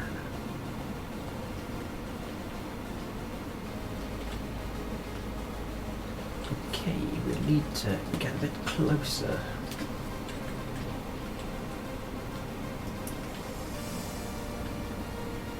Ooh, better drink more of this coffee.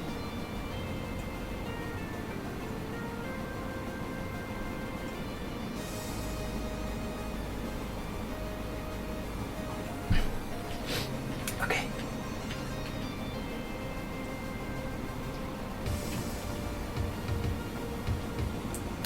All these pixel holes. I hate pixel holes. There's another one. And another one.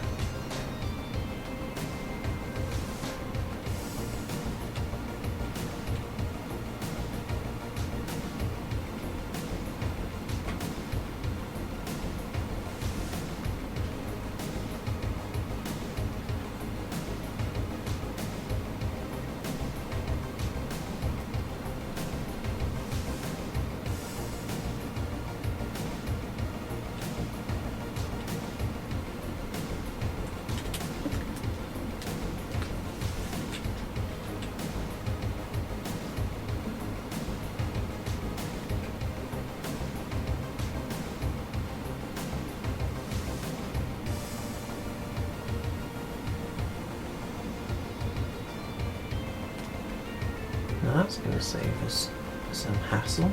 The hair goes off the top of the screen.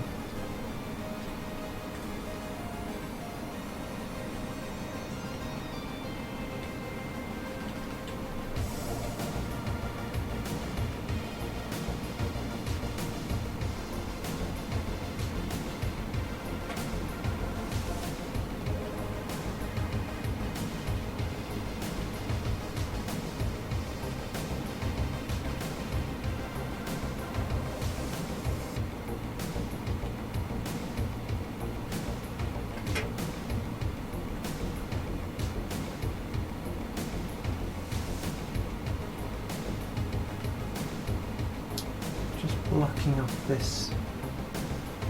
There's a bit of hair here, so I can fill this now.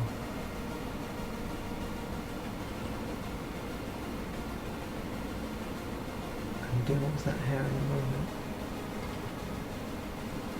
Oh.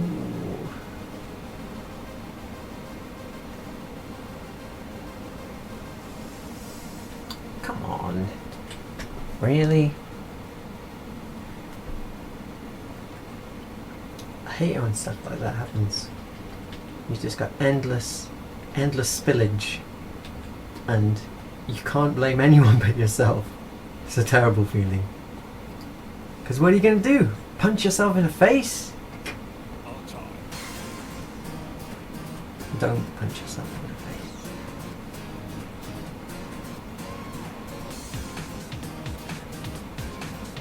Right, let's cover these holes. They only really show up on, you know, dark areas like this. But it's easy to get rid of them. Just put your brush size up high and just go mad.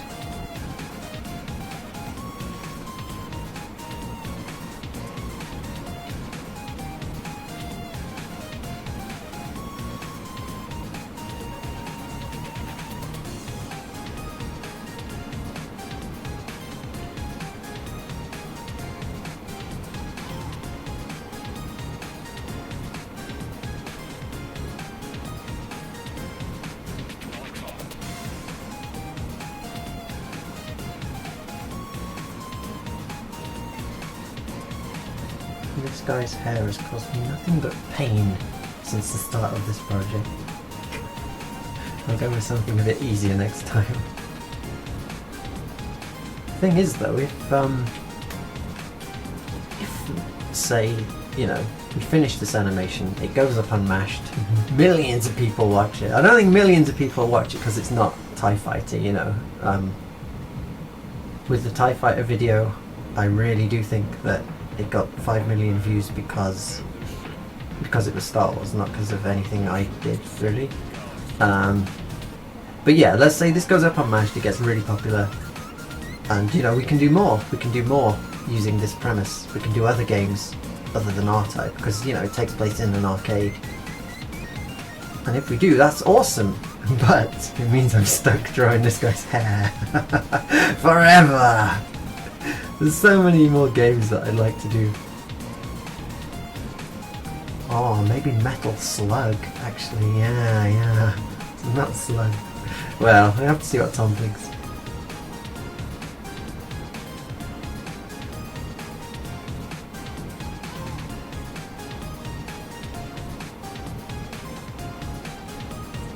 Actually, I'd really like to do Street Fighter, because this one's been all about kind of space battle dogfighting, and I kind of like to do something that kind of tests my can I do a fight scene skills next, maybe.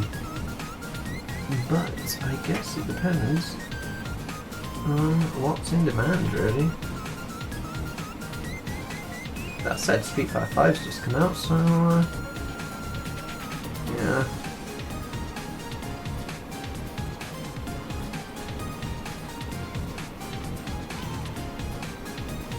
Save.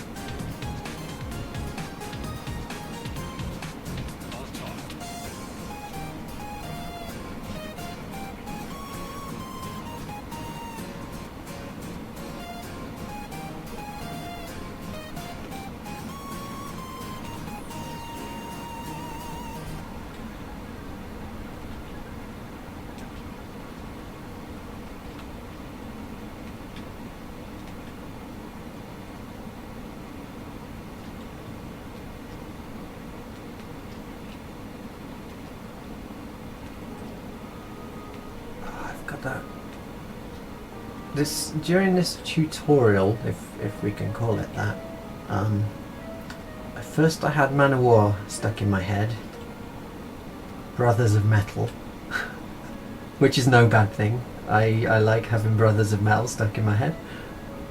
And then it was, oh, what was it next? I can't remember, but it was just stuck in there. And now it's that annoying Judy Hand song, you know, that Flash video. And it's just there in my head, I can't get rid of it.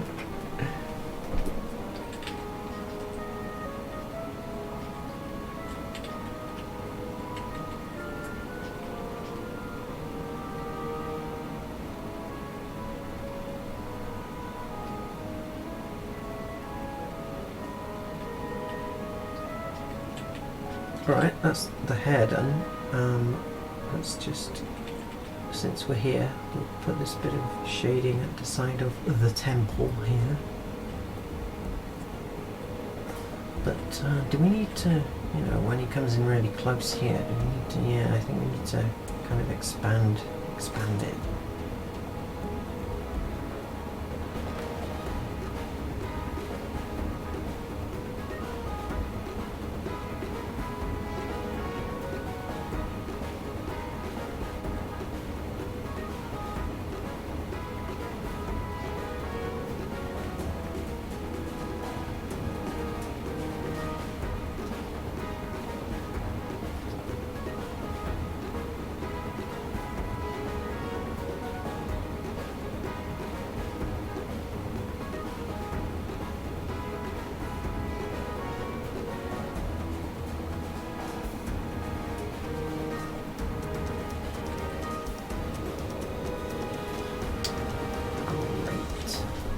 Worked out excellently.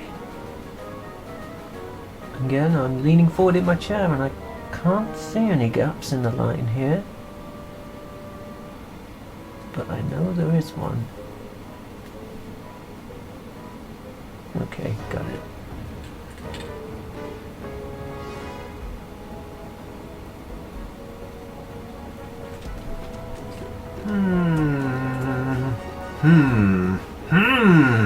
I guess. I suppose. So yeah, what we need to do now is make sure this shading somehow turns into that shading. So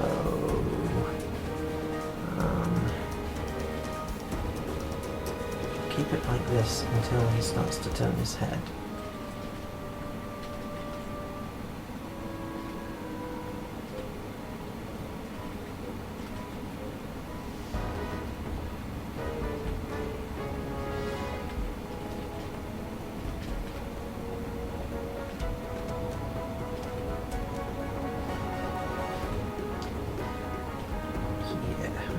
And then we'll start to phase it out here.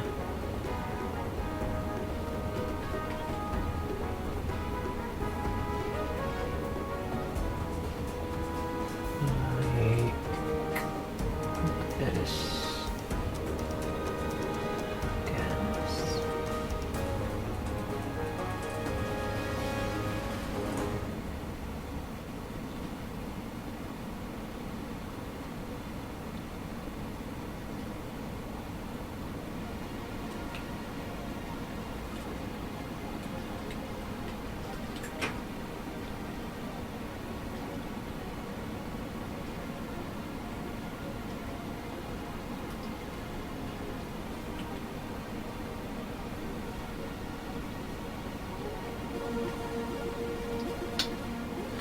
Yeah, alright. You win. I'll zoom in.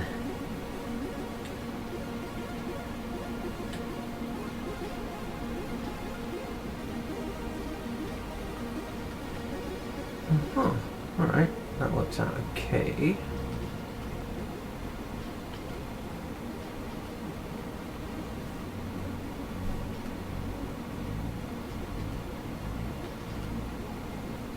Let me have more of this coffee.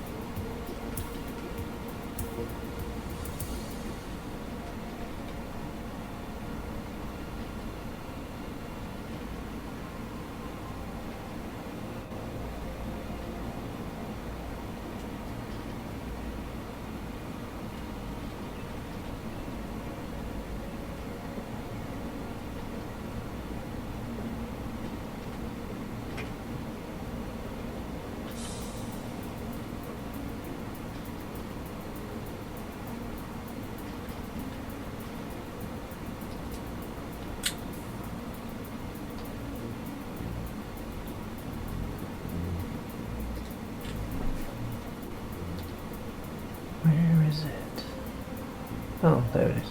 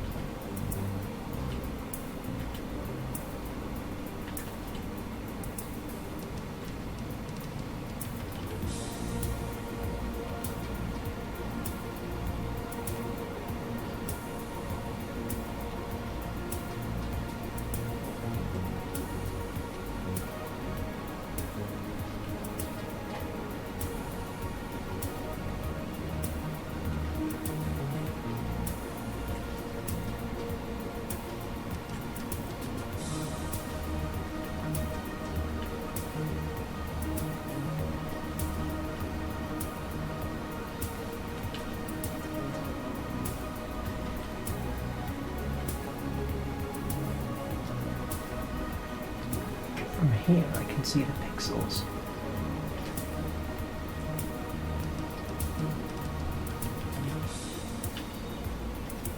It's coming along though. I think we're kind of almost done now.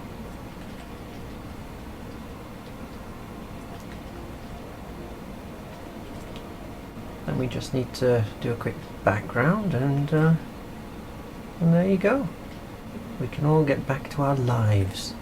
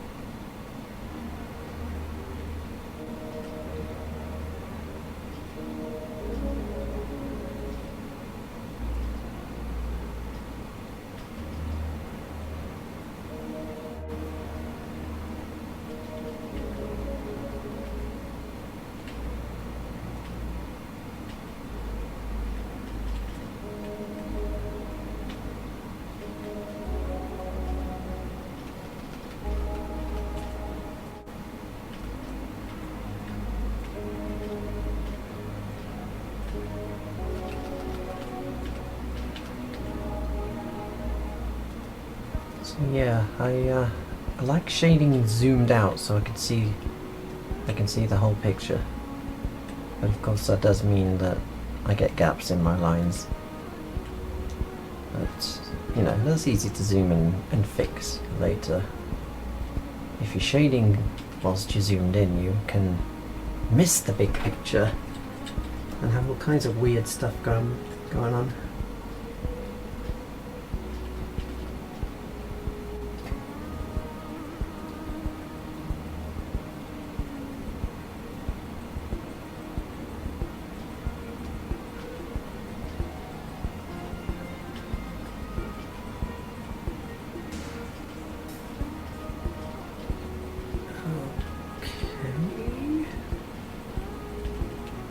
There's a few bits here we need to address.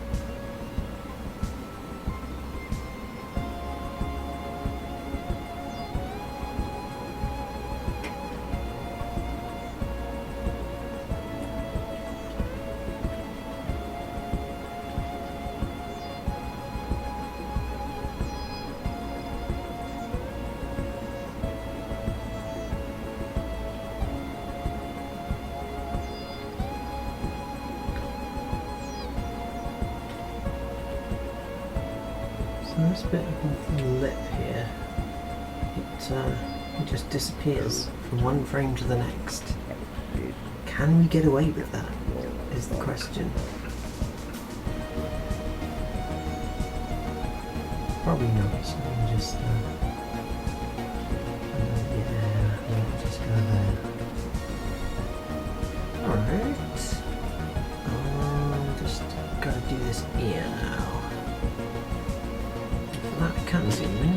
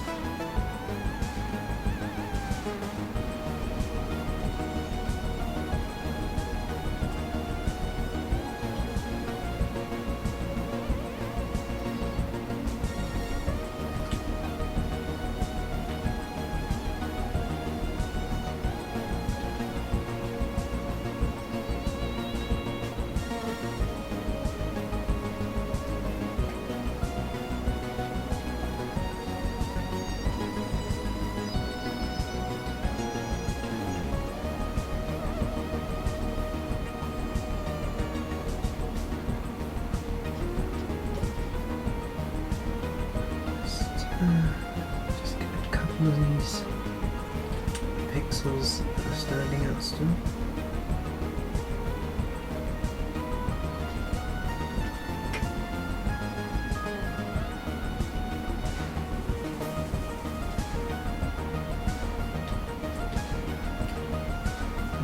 That's a point. Everything on the left side of his face is in shadow, but his eyebrow isn't, so let's do this.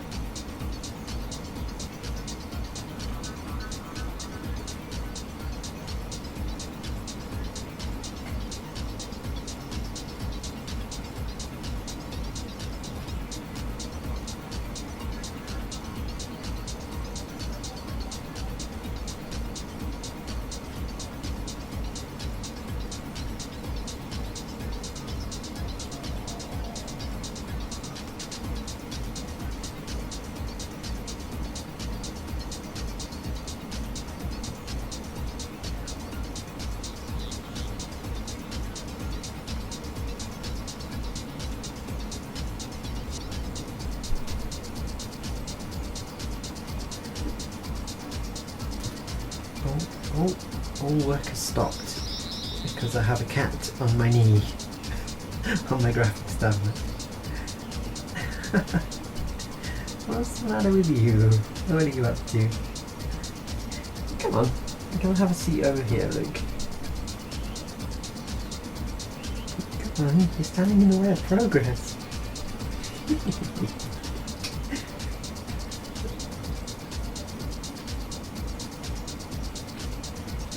that was Pudding. She's my cat. She's like production cat, I guess is her official title. She gets me out of bed, makes sure that I do enough work each day.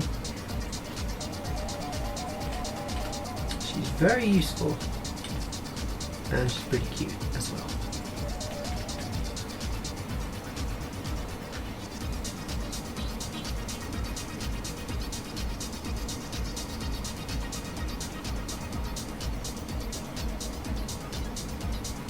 No one is going to see any shading on the teeth. But what the hell, since we're here. Since we're here.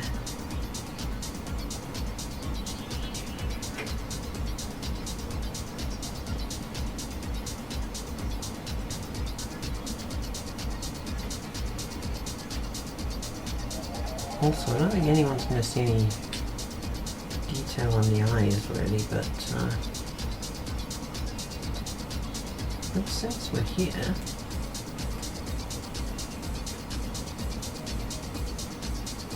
actually let's do this, yeah, we'll do this on top of the lines layer so we can go over the lines.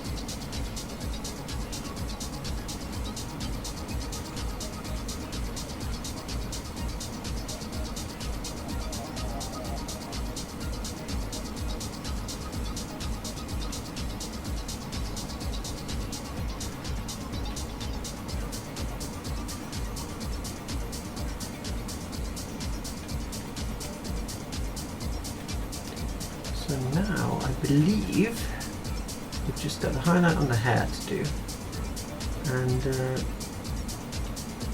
highlight here on the cheek, which won't be around for long because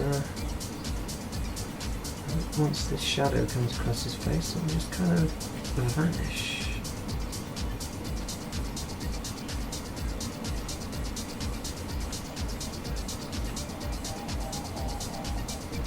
That's on the chin here as well.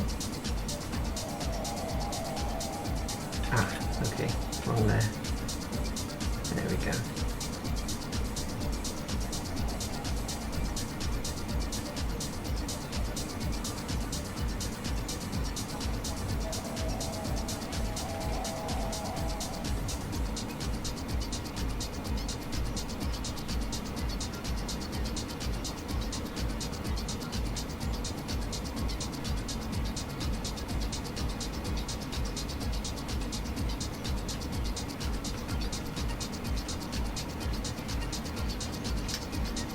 Am I missing anything, or is it just the highlights on the hair? I think it's just the highlights on the hair.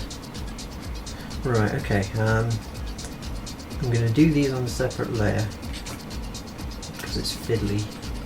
It's a fiddly shape.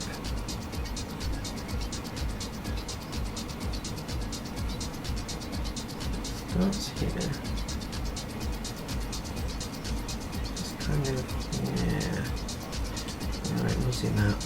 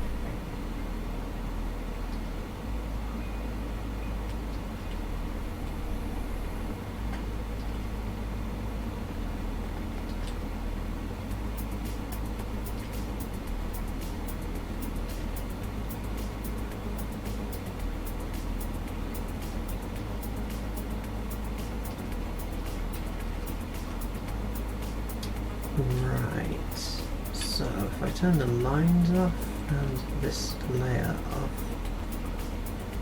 there we go. I should just be able to, okay, I'm on the wrong layer. I should just be able to fill this now. Yeah, so that saves some time. And then I can turn everything back on again. And now all I have to do is get the erase tool and just erase a few chunks out of it.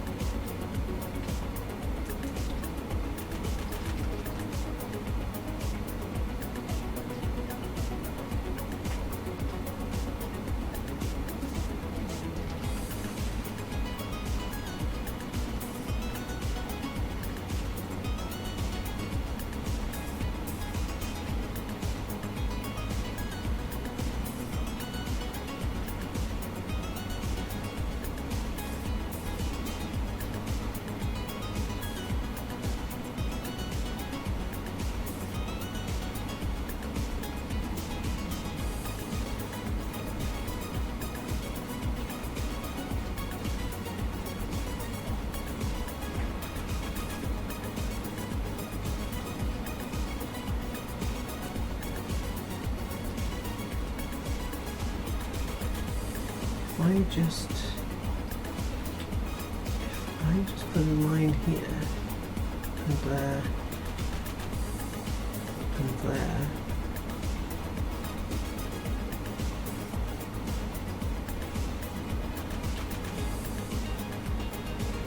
and there, and then finally there.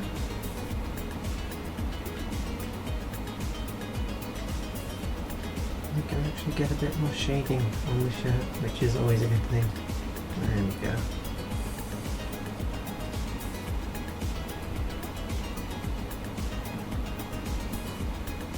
Yeah, okay. So I believe that's us done with the shading.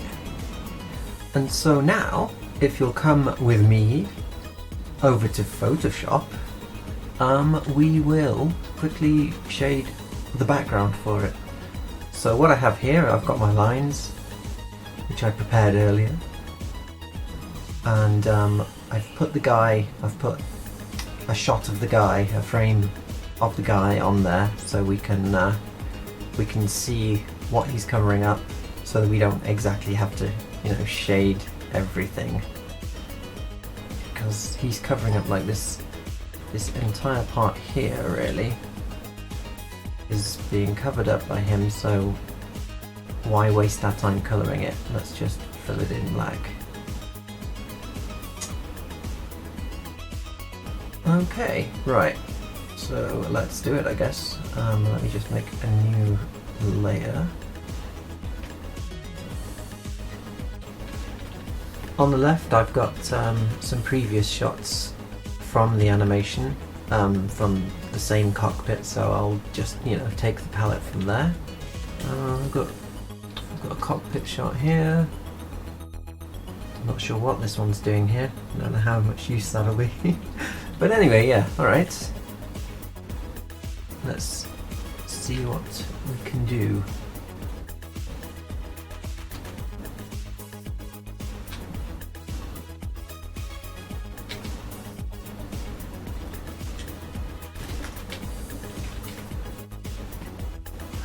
Just fill the bits we don't need with blue to start with, and then I guess it's just a case of colouring, really.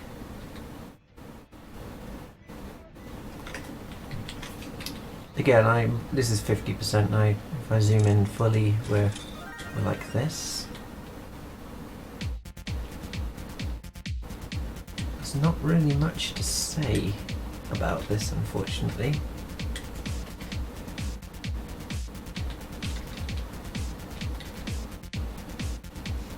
It's very quick.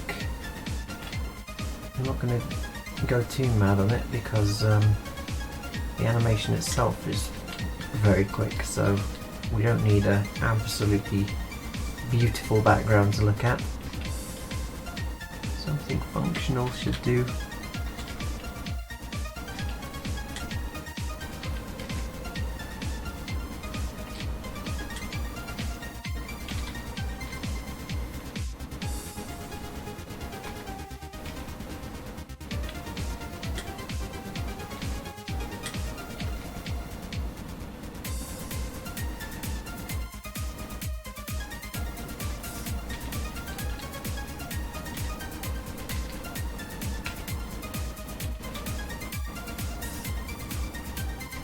So yeah, as quick as we can.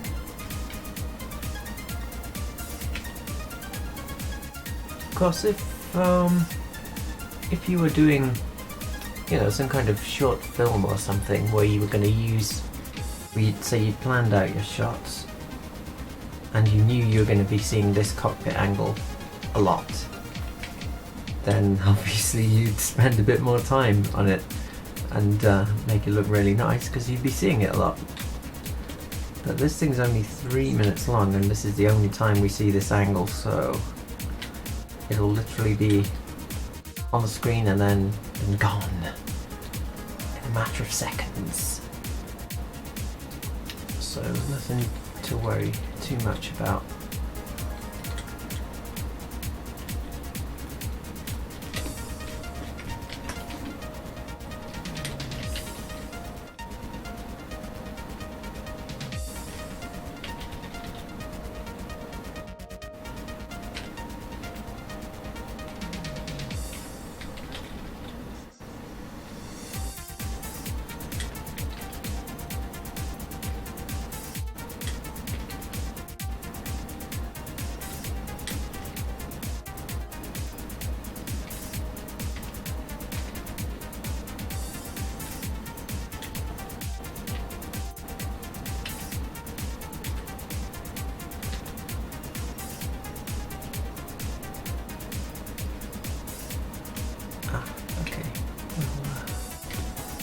Need access to that.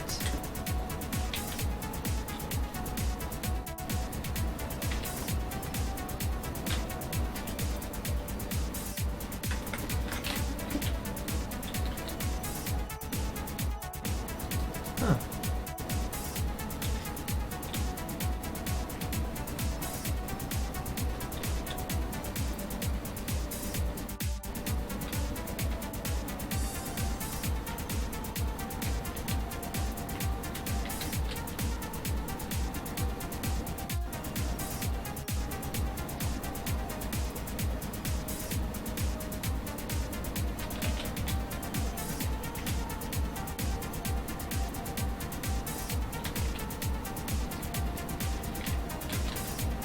This is such a quick job. I'm not even using custom brushes or anything. I could use a custom brush if I want, I guess. I don't really need to.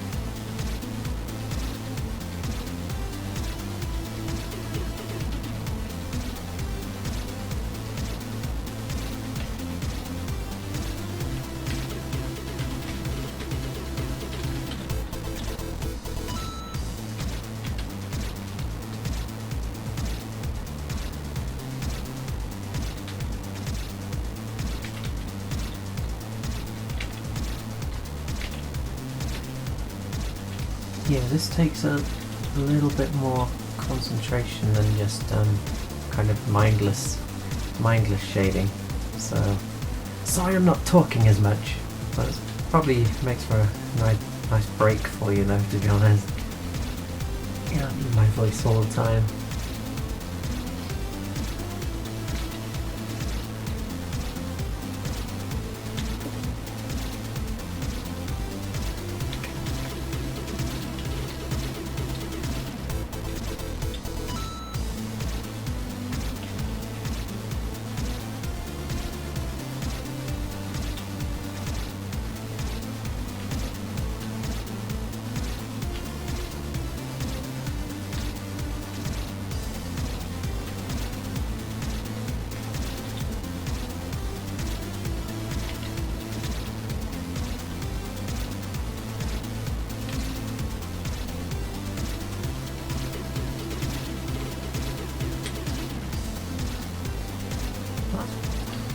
Probably almost it, I think, really.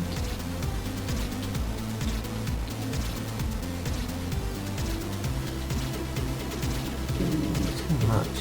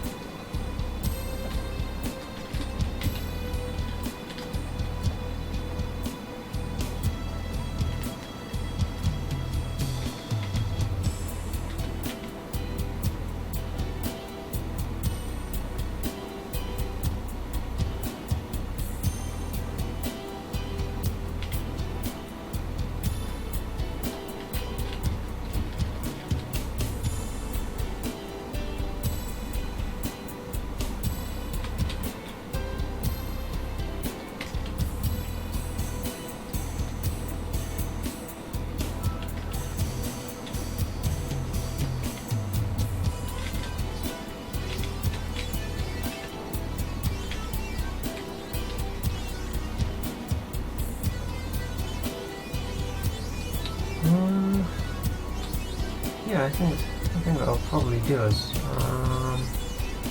he is inside the cockpit, and obviously the canopy is blue, etc., etc. So should probably just quickly do something about that.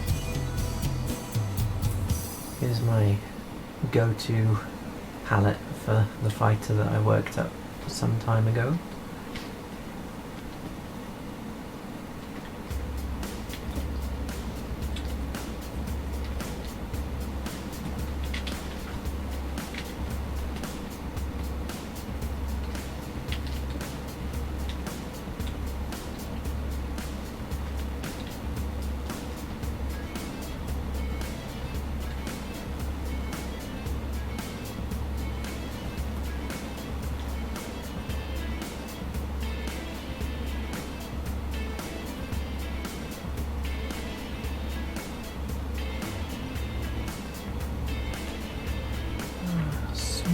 That selection of 33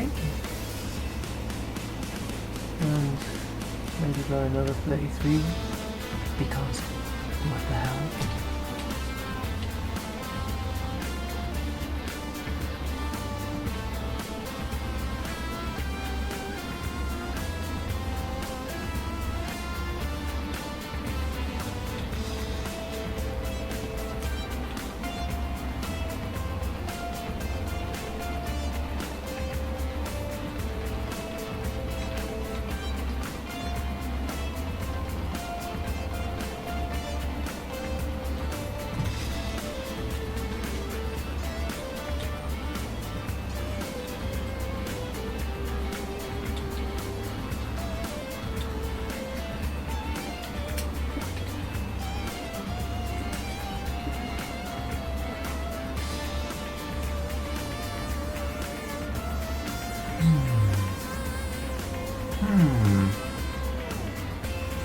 Just zoom in, tidy it up a little bit.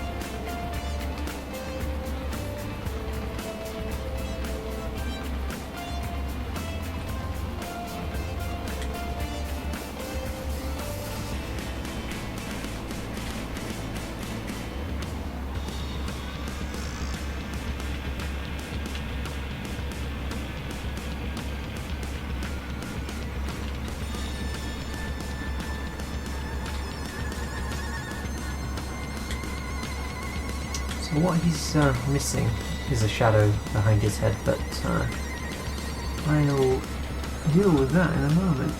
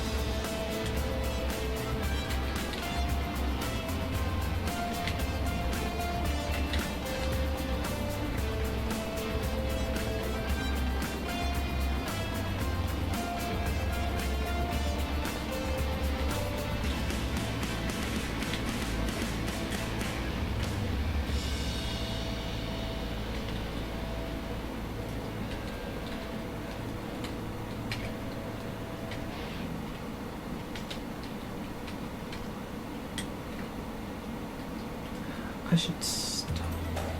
I think I'll stop. Alright, that will do us. So, let's just save this as a JPEG. Doesn't matter what I call it. And then it's back over to TVPaint. And now that this is done, we can merge all of these layers. You know, we had the mask on the top, and then let's just put that. We had the mask on the top, then the lines, and then the highlight, and then the actual colour. So if we just merge all of these into one, and then get erase and get rid of the brown, that brown mask that we did earlier.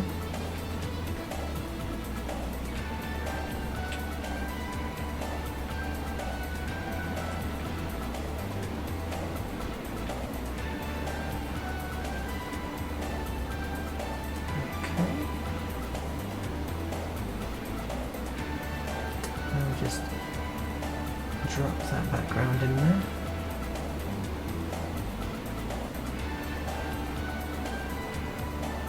Extend it across a bit. In fact, if we extend it out to 20 frames, because this last frame we want to hold that, so we'll extend that out to 20 frames as well. Play it back, see how it looks.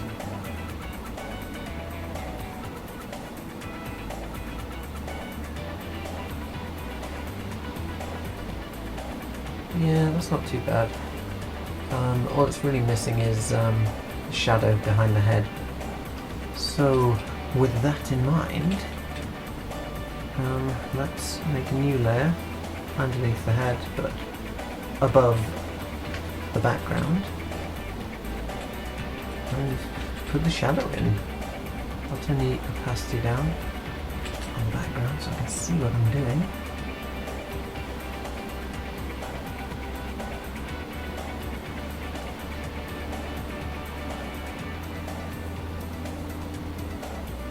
I'll turn it off completely.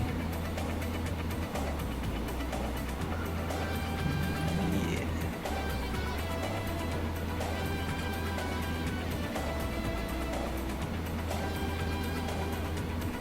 Just give myself a bit more room. There we go.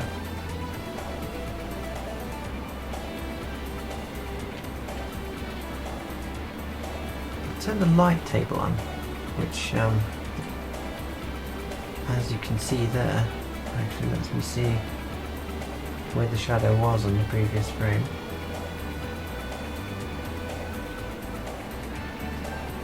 So I doesn't end up wobbling all over the place.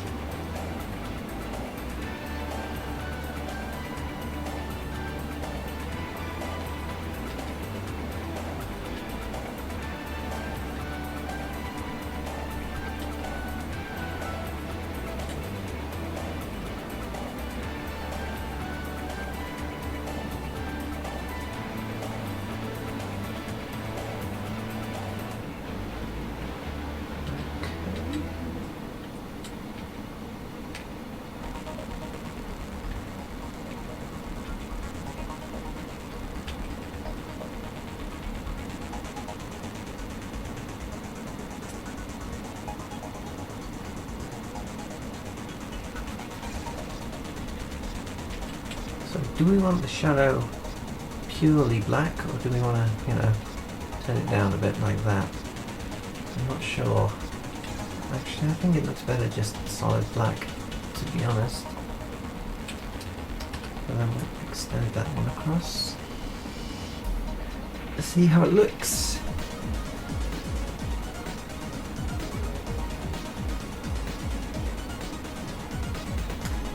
Alright, so if we zoom in to 100%, let's just check everything's looking alright. Yeah, seems okay. I mean, there's still a few very tiny pixely bits, like where it hasn't filled, just there and there and there. So let me just very quickly get those.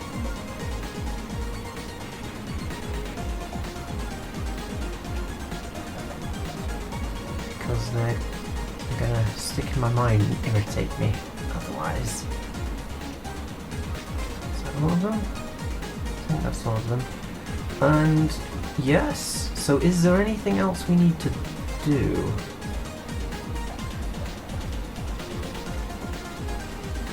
So it's gonna hold there. Should he do anything?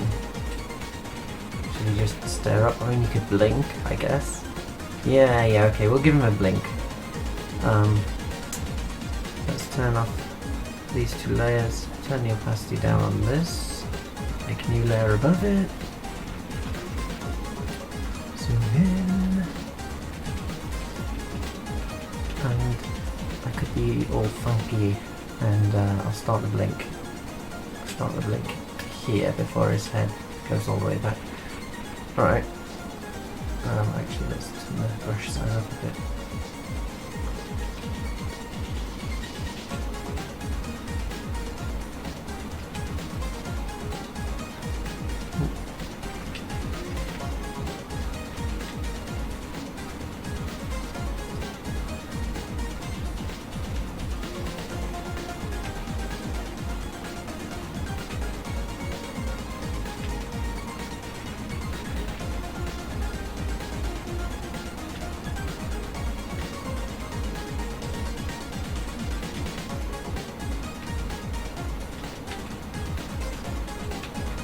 So we've got a blink going, we just need to now cover it up underneath. Oh.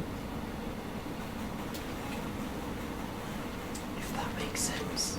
What I mean is get the skin shade colour and just do this basically.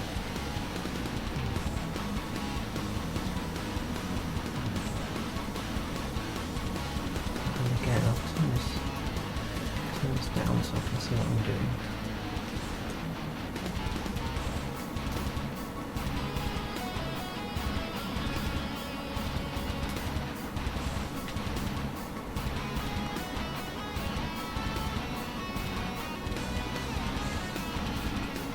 There we go.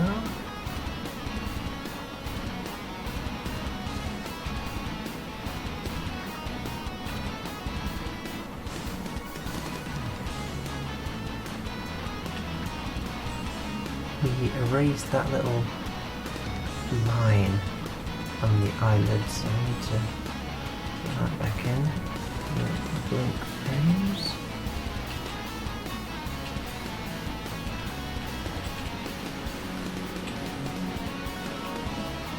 Also, I don't know if it's worth it because it's so fast, but on this frame we need the shadow on the eye back because we covered it up. Yeah, I want to erase still. There we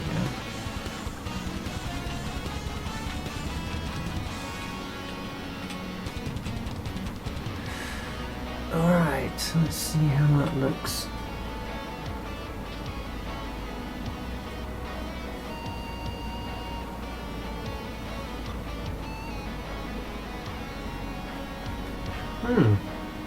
I think it looks okay. I mean, I'm probably overanalyzing it because it's, as I say, it's only going to be on the screen for like seconds and that's it. So we don't need to agonize over it for the next week. So I think that'll actually do. I think that is finished. And if it is finished, then what I would say to do is merge all the layers. We'll leave the background because we'll leave the background separate. So we've merged that, the blink and everything. And if I zoom in to 150%, you can see obviously it's all very pixely. So final thing to do, select all of these, go to effects, blur. Is it median or median blur? I don't know. And obviously we don't want that much. We don't want that much. Just stick it down to 1, and that smooths it over slightly. And then when we're back at 100%, or even out here, it now looks. It looks smoother. It smoothed it over a bit.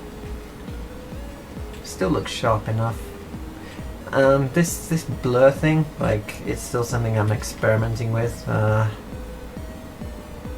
It covers up a lot of the blemishes, but I'm not sure still whether or not to keep doing it, or to use what colour?